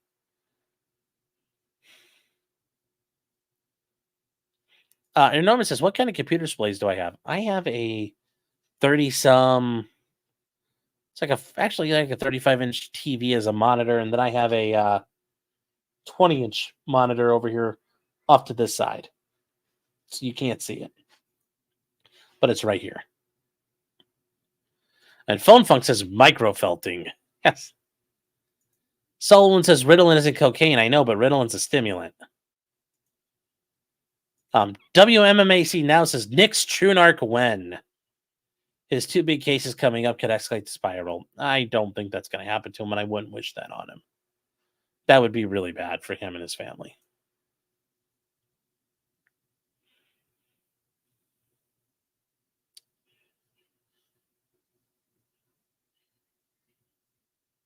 Epic Fantasy for $5 Australian dues says, Nick lies because he's a malignant narcissist who loves to deceive. It isn't a strategy, it's mental illness.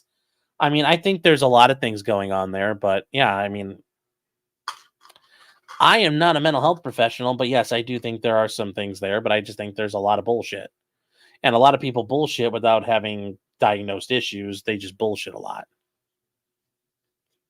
Keep the Face says Nick is still going to jail. I mean, you want to make a bet on that? I don't know how we could do that, but I'll bet you that he doesn't. At least not right away. Although I think we need to set some terms there. Or we can, like, him doing, I mean, really, actually, no, I don't see it happening. Like I said, I don't see it happening absent, like, if he does something contemptuous in court, okay, fine. Like he whips out his Baldo and slaps it on the table. Okay, he's probably going to jail. But no, as a result of this case, him going to jail, no, I don't see that. I'm willing to bet you on that. I'll bet you $5 or something. I don't know. We'll figure something out.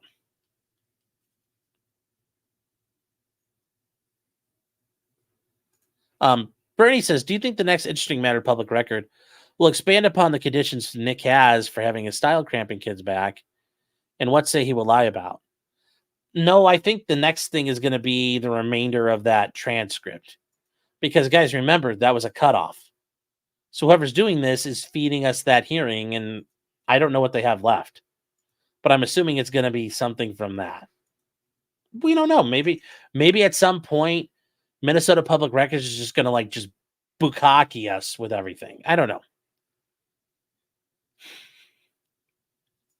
My pusher is Papa John. Papa John's is pretty good pizza, though, for a chain. And Alga News says, kids were coming home in a few weeks. You said bullshit. And when it happens, got to attach to whatever lie I think I could find in his stream. I mean, well, yeah, he said it was going to happen. And it's like, okay, why would I believe him? And now he says they're home. Okay. Well, if they're home, sure. But him saying, the case is over, he never said that. So I don't know, what you want me to say there. I know you think you're catching me in something here, but I don't think you think, I don't really think you are. I mean, I found a bunch of other bullshit retarded lies he was saying there, and a bunch of just this is not a man in control.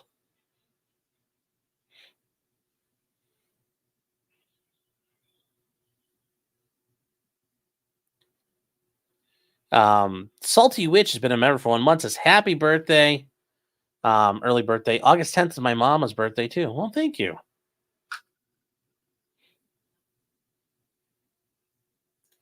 Kimbo says, I will send you 227 monitors and a monitor arm.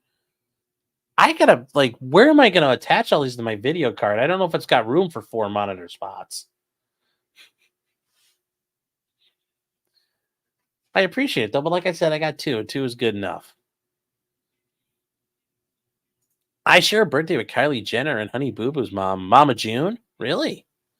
I didn't know that. That's pretty cool. That's pretty cool.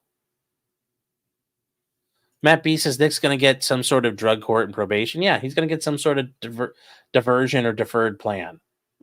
I've already said that. I said that from day one. Vin says, I thought UK is now jailing for tweets. Thoughts? Yeah, I mean, remember, as long as you're not actively committing a felony, so don't be inciting terrorism. Be careful about all that. But generally speaking, you control the British and they can't do anything about it. And then he says Adderall is just straight amphetamine. I mean, it pretty much is.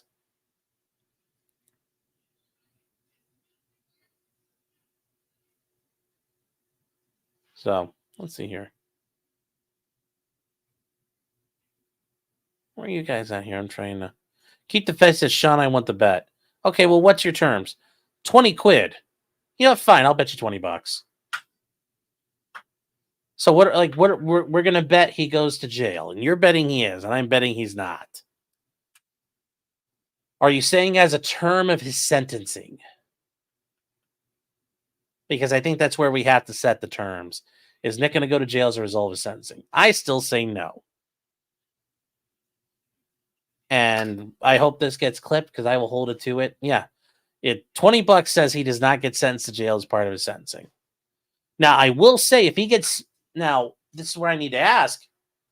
Because there are different things here. Would you count jails if he gets sent to... If the court orders him into inpatient treatment somewhere? Because I don't think he's going to need that, but who knows? Would you consider that jail? I'm talking about straight jail.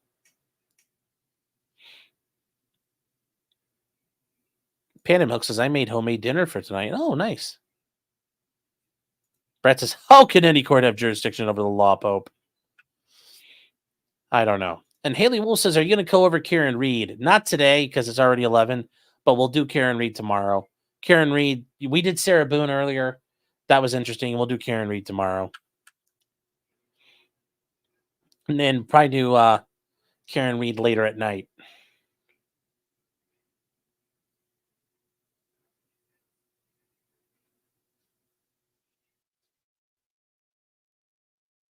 Mimi Ramon says I should have a $20 minimum for Baldo watching chats. They'll pay for it. Yeah. Yeah, they might. Zero Skill says needs an RTX 3060 with 4 outputs too.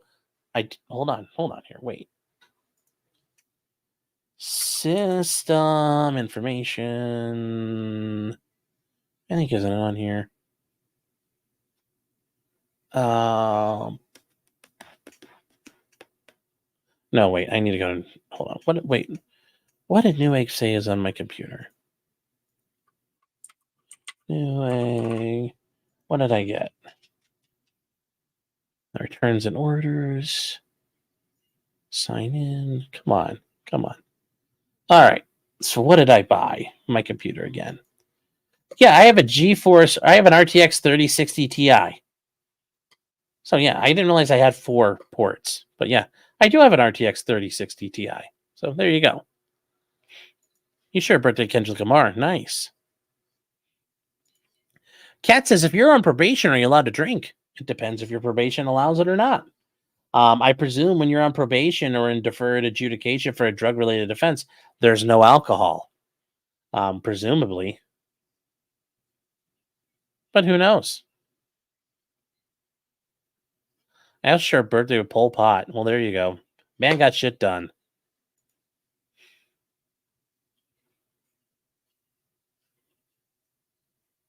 Oh, Sarah Marie's saying, okay, you said you can't be generally a heavy drug user and look after your kids, keep your house clean, and keep your life in order. My suggestion was microdosing. Yeah, but I mean, the hard thing is when microdosing eventually turns into like a lot of dosing. I mean, that's usually how most drug addicts start. They start with like little bits and then a lot of bits. And then all of bits.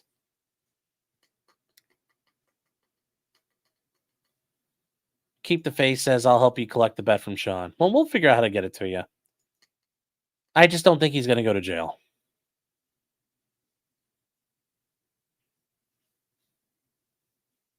Chap Das says, addiction doesn't warrant shit talking. You will lose 80% of your clients. And I'm not making fun of his addiction. I'm making fun of the fact he's an asshole and being an idiot. His addiction's a separate matter. You know, it's something he can beat. It's something he just has to put his mind to. And he's in a far better position than most people battling addiction. He has like stability in his home. He has housing stability. His housing situation is not insecure. He does have a family network. He does have things going for him. He's in a far better position than a lot of people battling addiction. Purple Pro says, if Coke was the issue, why can't he drink? Oh, because we generally don't want people going from abusing one substance to abusing another. Because that's usually what'll happen. And also, to be fair, you know, if Nick wasn't drinking, I'm sure he wouldn't have taken a big old blast of Coke.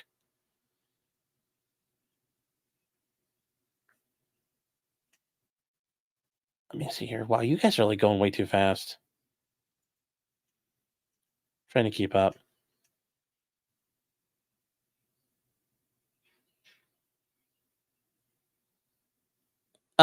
Why can't he drink? Have you seen the last stream before he got busted? Well, yeah, there's that too. Well,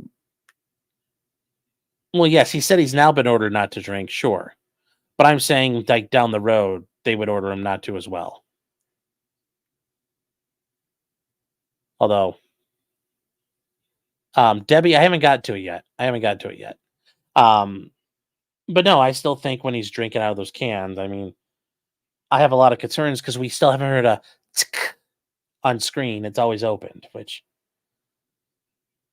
that's a common trick that people do when they're in the game. Scarebro says, Nick doesn't control April. He's not her attorney, her landlord. He didn't buy her Coke. The headquartered 3 wolf tattoo. Nick has no hold over her. Or maybe she's got a hold over him. Who knows? And Debbie says, I haven't heard about Ghazi's new gig. What's he doing now? He moved and everything. Yeah, I don't know what he's going to do now. I just reached out to him and said, I hope, I'm sorry to hear this happen to him. I think it's bullshit, and I hope he's able to move onward and upward to somewhere else. And Sarah Marie for £2 sterling. Yes. Says, I fucking hate the monarchy. Thanks for remembering. See, chat, I knew I was right there. Yeah, and I apologize, guys. I missed a couple of those. So I don't know why those kind of get stuck in there the way they did. So my apologies. Just wanted to make sure I caught everything. Oh, let's see. Scarebro says my super chat was added. Lol. So what happened to Ghazni? Basically, his Death Penalty Desires book, kind of the dirty book. A reporter found it and basically ran him out of town with it. So sucks it happened. Really does. Lizbot says for way later. Thank you, Sean. Love your take on this. Your coverage is fan-freaking-tastic. Well, thank you. Let's go. Brandon says, Rut Road, did we get Ghazni fired? No, some asshole reporter got him fired. Danny Hardesty says Ghazni's not going to be a trial chief. Not in that office. Which, like I said, I think was bullshit.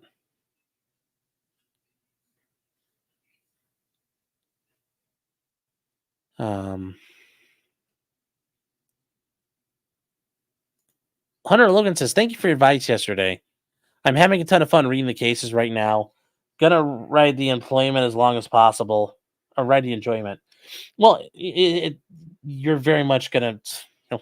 You're like, it's gonna be like All Quiet on the Western Front. You're like, yay, we're going to war! And very quickly, you're gonna be sitting in a trench going, oh my god, I'm gonna die. Very quickly.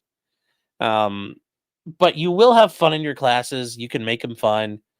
The other thing I was going to tell you too, don't be afraid to use study aids. They will help you a lot.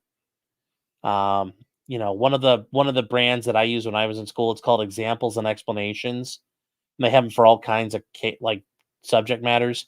It's a very good setup. It's a very good they helped me a lot. They helped me a lot, especially at the beginning. Because at the beginning of law school, I was awful. I bombed. Like I was eating shit in law school, and I'm proud to admit, not proud to admit it, but I'll tell you, I literally ate shit my first year in law school. And I had to battle back. I had to learn how to go to law school.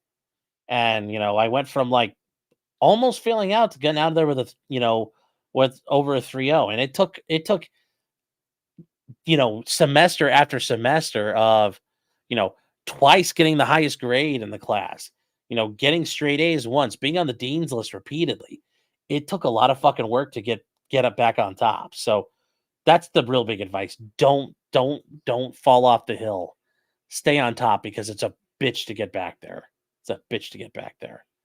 And also, and like I said, Logan or Hunter, if you ever have questions, my email's down there below.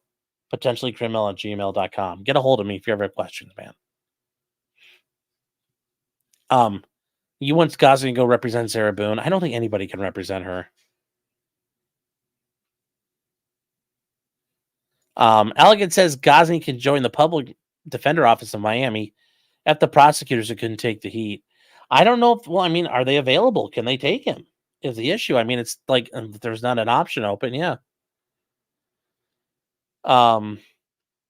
Yeah, and then Will Salin is saying, have you seen the new Mr. Beast updates? I'm curious if there's legal ramifications for hiring a sex offender for a channel geared towards kids. No, as long as he wasn't interacting with kids, which probably, let's be real. Like, how did these normally go? No, but this is going to be a disaster for him marketing-wise. I'm sure this is probably going to be almost the end of Mr. Beast. It's going to be very tough for him to survive this. Because it only keeps getting blown open wider and wider and wider. Probably like Chris's backside just gaped more and more and more and more. Just, it's getting blown open. So.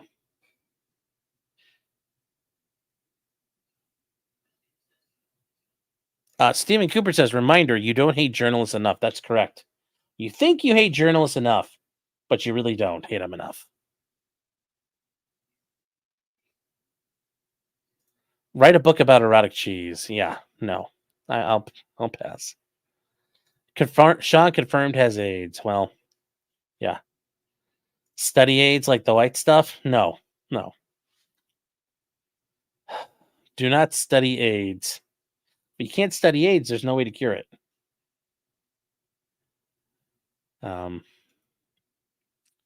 Hunter Logan says we have a Barbary course to the school, so I'm planning on diving into that. Be careful, Barbary's for bar preparation. If they have like study aids for classes, fine, but just be careful. Like, I mean, just Barbary's not a bad thing. Like, that's what I used to study for the bar. And Sean literally ate shit. Exactly. Jules says, do you need a certain GPA to graduate law school? No, but many law schools have a minimum GPA you had to maintain. What percentage of lawyers are on Adderall or the likes? I mean, there's a good number of them with ADD issues. Danny says law school is horrible. Well, yeah, I mean, like, once I got the hang of it, I mean, after it took me a year and a half to get the hang of it. I don't know. After that, it was fun. I enjoyed it. I did really good. Like, you can look at my transcript and you're like, what the fuck happened? It's like, oh, he figured out how to do it pretty quickly. Sean humble bragging. I don't know how saying I literally almost failed out because I didn't really understand how to do it. And I kind of like slacked like I was an undergrad still is a humble brag. But yeah, it was really bad.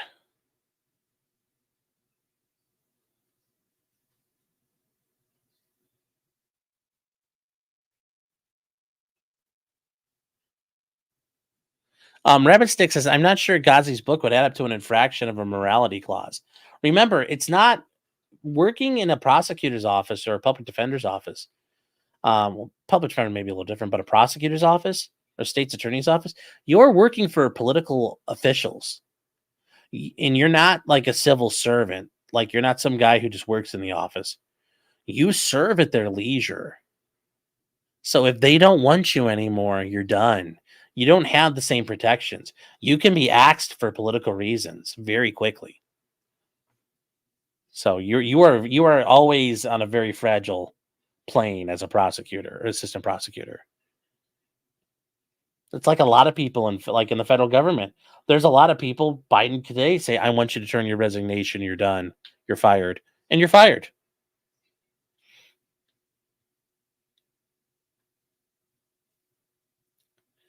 Common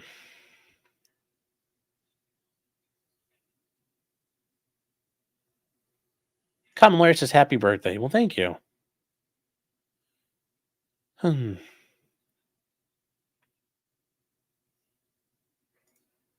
Kimbo says, please tell us if you have gender dysphoria so we can jump ship before you start talking to kids. I promise. And I'll be stopping well before that.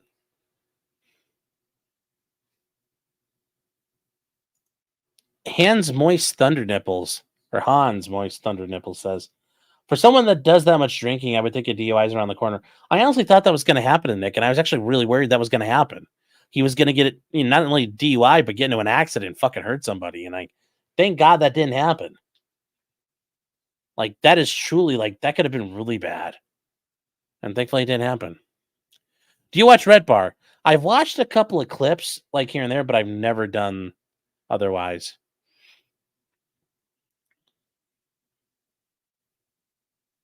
Oh, and Hunter's saying it's a 1L specific thing. Good. I remember, like I said, everybody there is pretty smart. So don't assume you're behind. Assume you're one of the dumber guys in your class and you're not getting it, and motivate yourself to work hard. And then after you find out if you crush it and you work really hard, then you can taper back a little bit. But yeah, don't be afraid to run wide open. Remember, you're there to fucking crush the people you're there with. Don't be a gunner, but you're looking out for number one at the end of the day.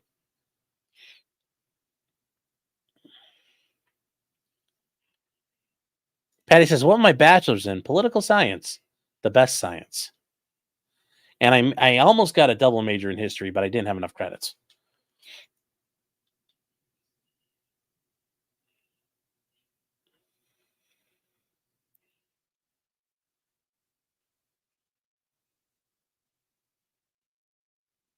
Matt says, if you go under 3.0, you get academic probation. If you don't fix it, bye-bye. I don't know what law school you're talking about, but like most of them are, if you go under a 2.0, they kick you out. So I've never heard of it being at a 3.0. That might be in like medical schools and stuff like that. Yeah, I could see that in certain medical programs. J-Rock says, introduce chat to the King Philip. he doesn't. He has to allow you to direct over to him, so I can't. Let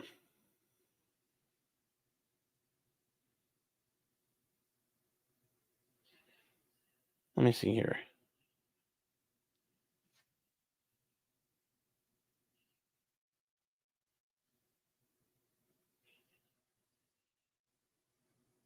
Oh yes, I saw this. The guy with the videos has got another one coming out. Yep, it should be very good. Should be very good. And then I almost said cerebral palsy. Cerebral parasite for 20 more subs. Let's go. It's 80 now, man. That's crazy. That's crazy. Silver Shadow says, well, he did get into an accident and could have killed his kid. Okay, no, Jesus Christ, you guys. I do believe the idea. He got a little sideways in the snow and put his car into the ditch. But it wasn't at speed. I mean, think about it. Like, you guys have never driven down the road and, like, crashed into the ditch and it's because it's all snow. Your car just gets, like, cradled and nothing happens to it. Like, that's what happened there. Like, of the things, I'm, like, because people have seen Nick's car driving around, it doesn't look like a fucking Bondo buggy. So, and there wasn't any reports of him getting cited for things. Like, yeah, I'm sure he got towed and taken home. So, it wasn't like he was going 100 miles an hour and fucking did some Dukes of Hazzard shit with it.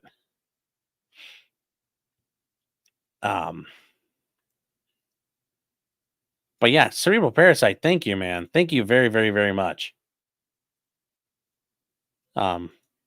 Stephen Cooper says, you're a poli-sci like Woodrow Wilson. Gross. Yes. And Elegant News says, political science, the only science without proof. I know, that's how elusive it is. Keep the Faith is all the way from Lancashire. Or Lancashire. Lol. That's a long way. Are they rioting where you live too?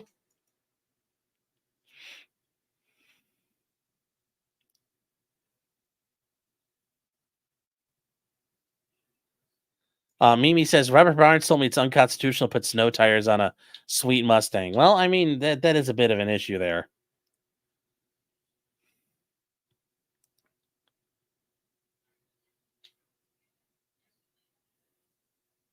JP the drummer says the Baldo buggy. No, I said Bondo buggy. Like Bondo, like his car got repaired. But yes, this is the Baldo buggy as well.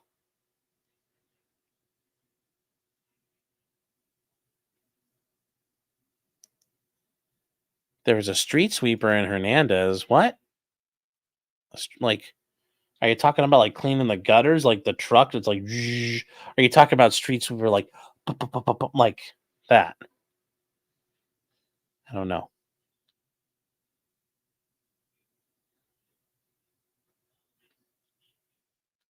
Nick should have gotten the Ducati. Yeah, he might not be walking right now if he had gotten that. That'd have been really bad for him.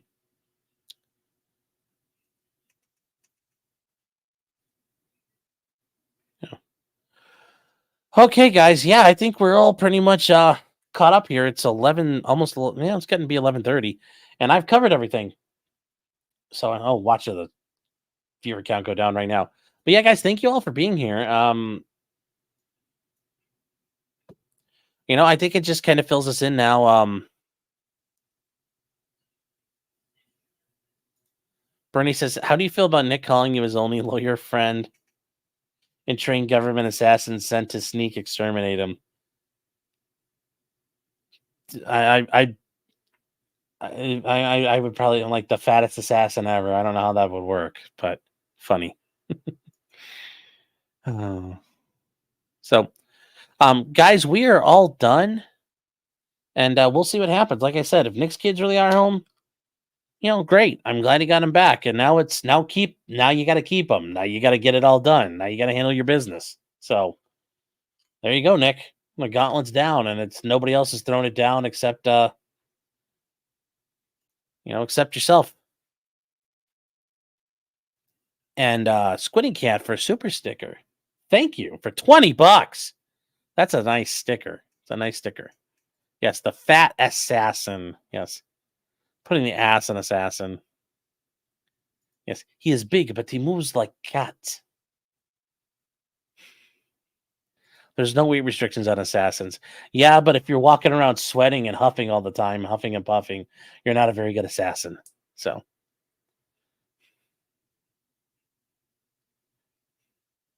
Sean is Oddjob. Oddjob was a very well-built dude. Like, he was a big dude, but he was stocky and all that. So. Who's going to do the most PC stream? Cat? Dolly? I don't know. So. Squinty Cat. But I gotta, oh God, I almost want to like fucking screenshot that. Remember for 25 months. Holy shit. That, that's really flattering. You know, for 25 months, you've been hanging out. Like, that is, I appreciate that. I appreciate that a lot. That, that's pretty cool. That's pretty cool. Thank you. Thank you for the support, man. Yeah, happy birthday. Well, thank you. Thank you. But like I said, thank you for the support. I appreciate you being here. I appreciate being here. And I don't think I've seen you post a whole lot. So lurk less, post more. Post more.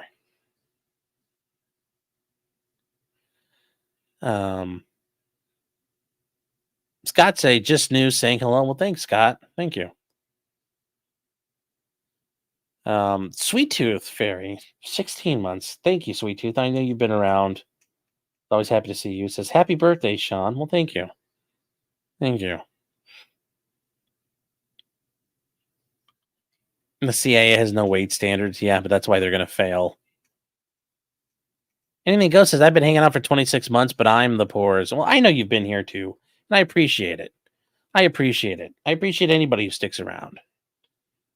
Any of you just come in to call me a faggot. I appreciate that too. That's engagement. That means you cared enough to do that. Scott Wade's been a member for 1 month. Says, happy birthday. Thank you, Scott.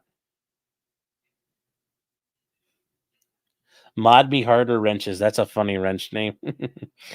Otto says, happy birthday. Thank you, Otto. 7 months. Yes, lurk more, post, and sneed more. Yes. All right. And Agbog Chemist been a member 16 months. Says, happy birthday. Well, thank you. Yes. And linger longer. Linger longer. I get that joke. And Windmill says, happy birthday. Thank you. Member for 3 months. Thanks for the support. Oh my gosh, everybody's. Aaron Hack has been a member for 12 months. Says, happy birthday to my favorite blogger. Thank you. Thank you. And that is the one thing I will say. I do need to go confront that pastor and be like, don't ever call me a fucking blogger again. Jim says, I'll get bored long before 25 months. Well, hopefully I prove you wrong on that, Jim. Job well done says, happy birthday, Big Butt. Thank you. So, all right, guys, that's it. Enough talk. Enough talk. Talk is cheap. And we're all done here. So thank you to everybody being here. And I will see you guys tomorrow. It'll probably be in the evening.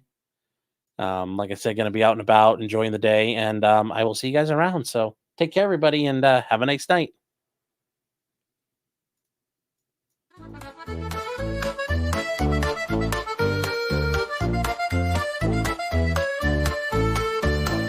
Weapons, blacksmithing, and models of planes, esoteric works, and even some trains. Much merriment had while drinking White Claws, tips on hunting, and even talking the law. Whatever you do, just don't talk to cops, even when they nab you on illegal stops. Just 'cause you did it doesn't mean you're guilty. But please talk to a local attorney. Was that the fat guy?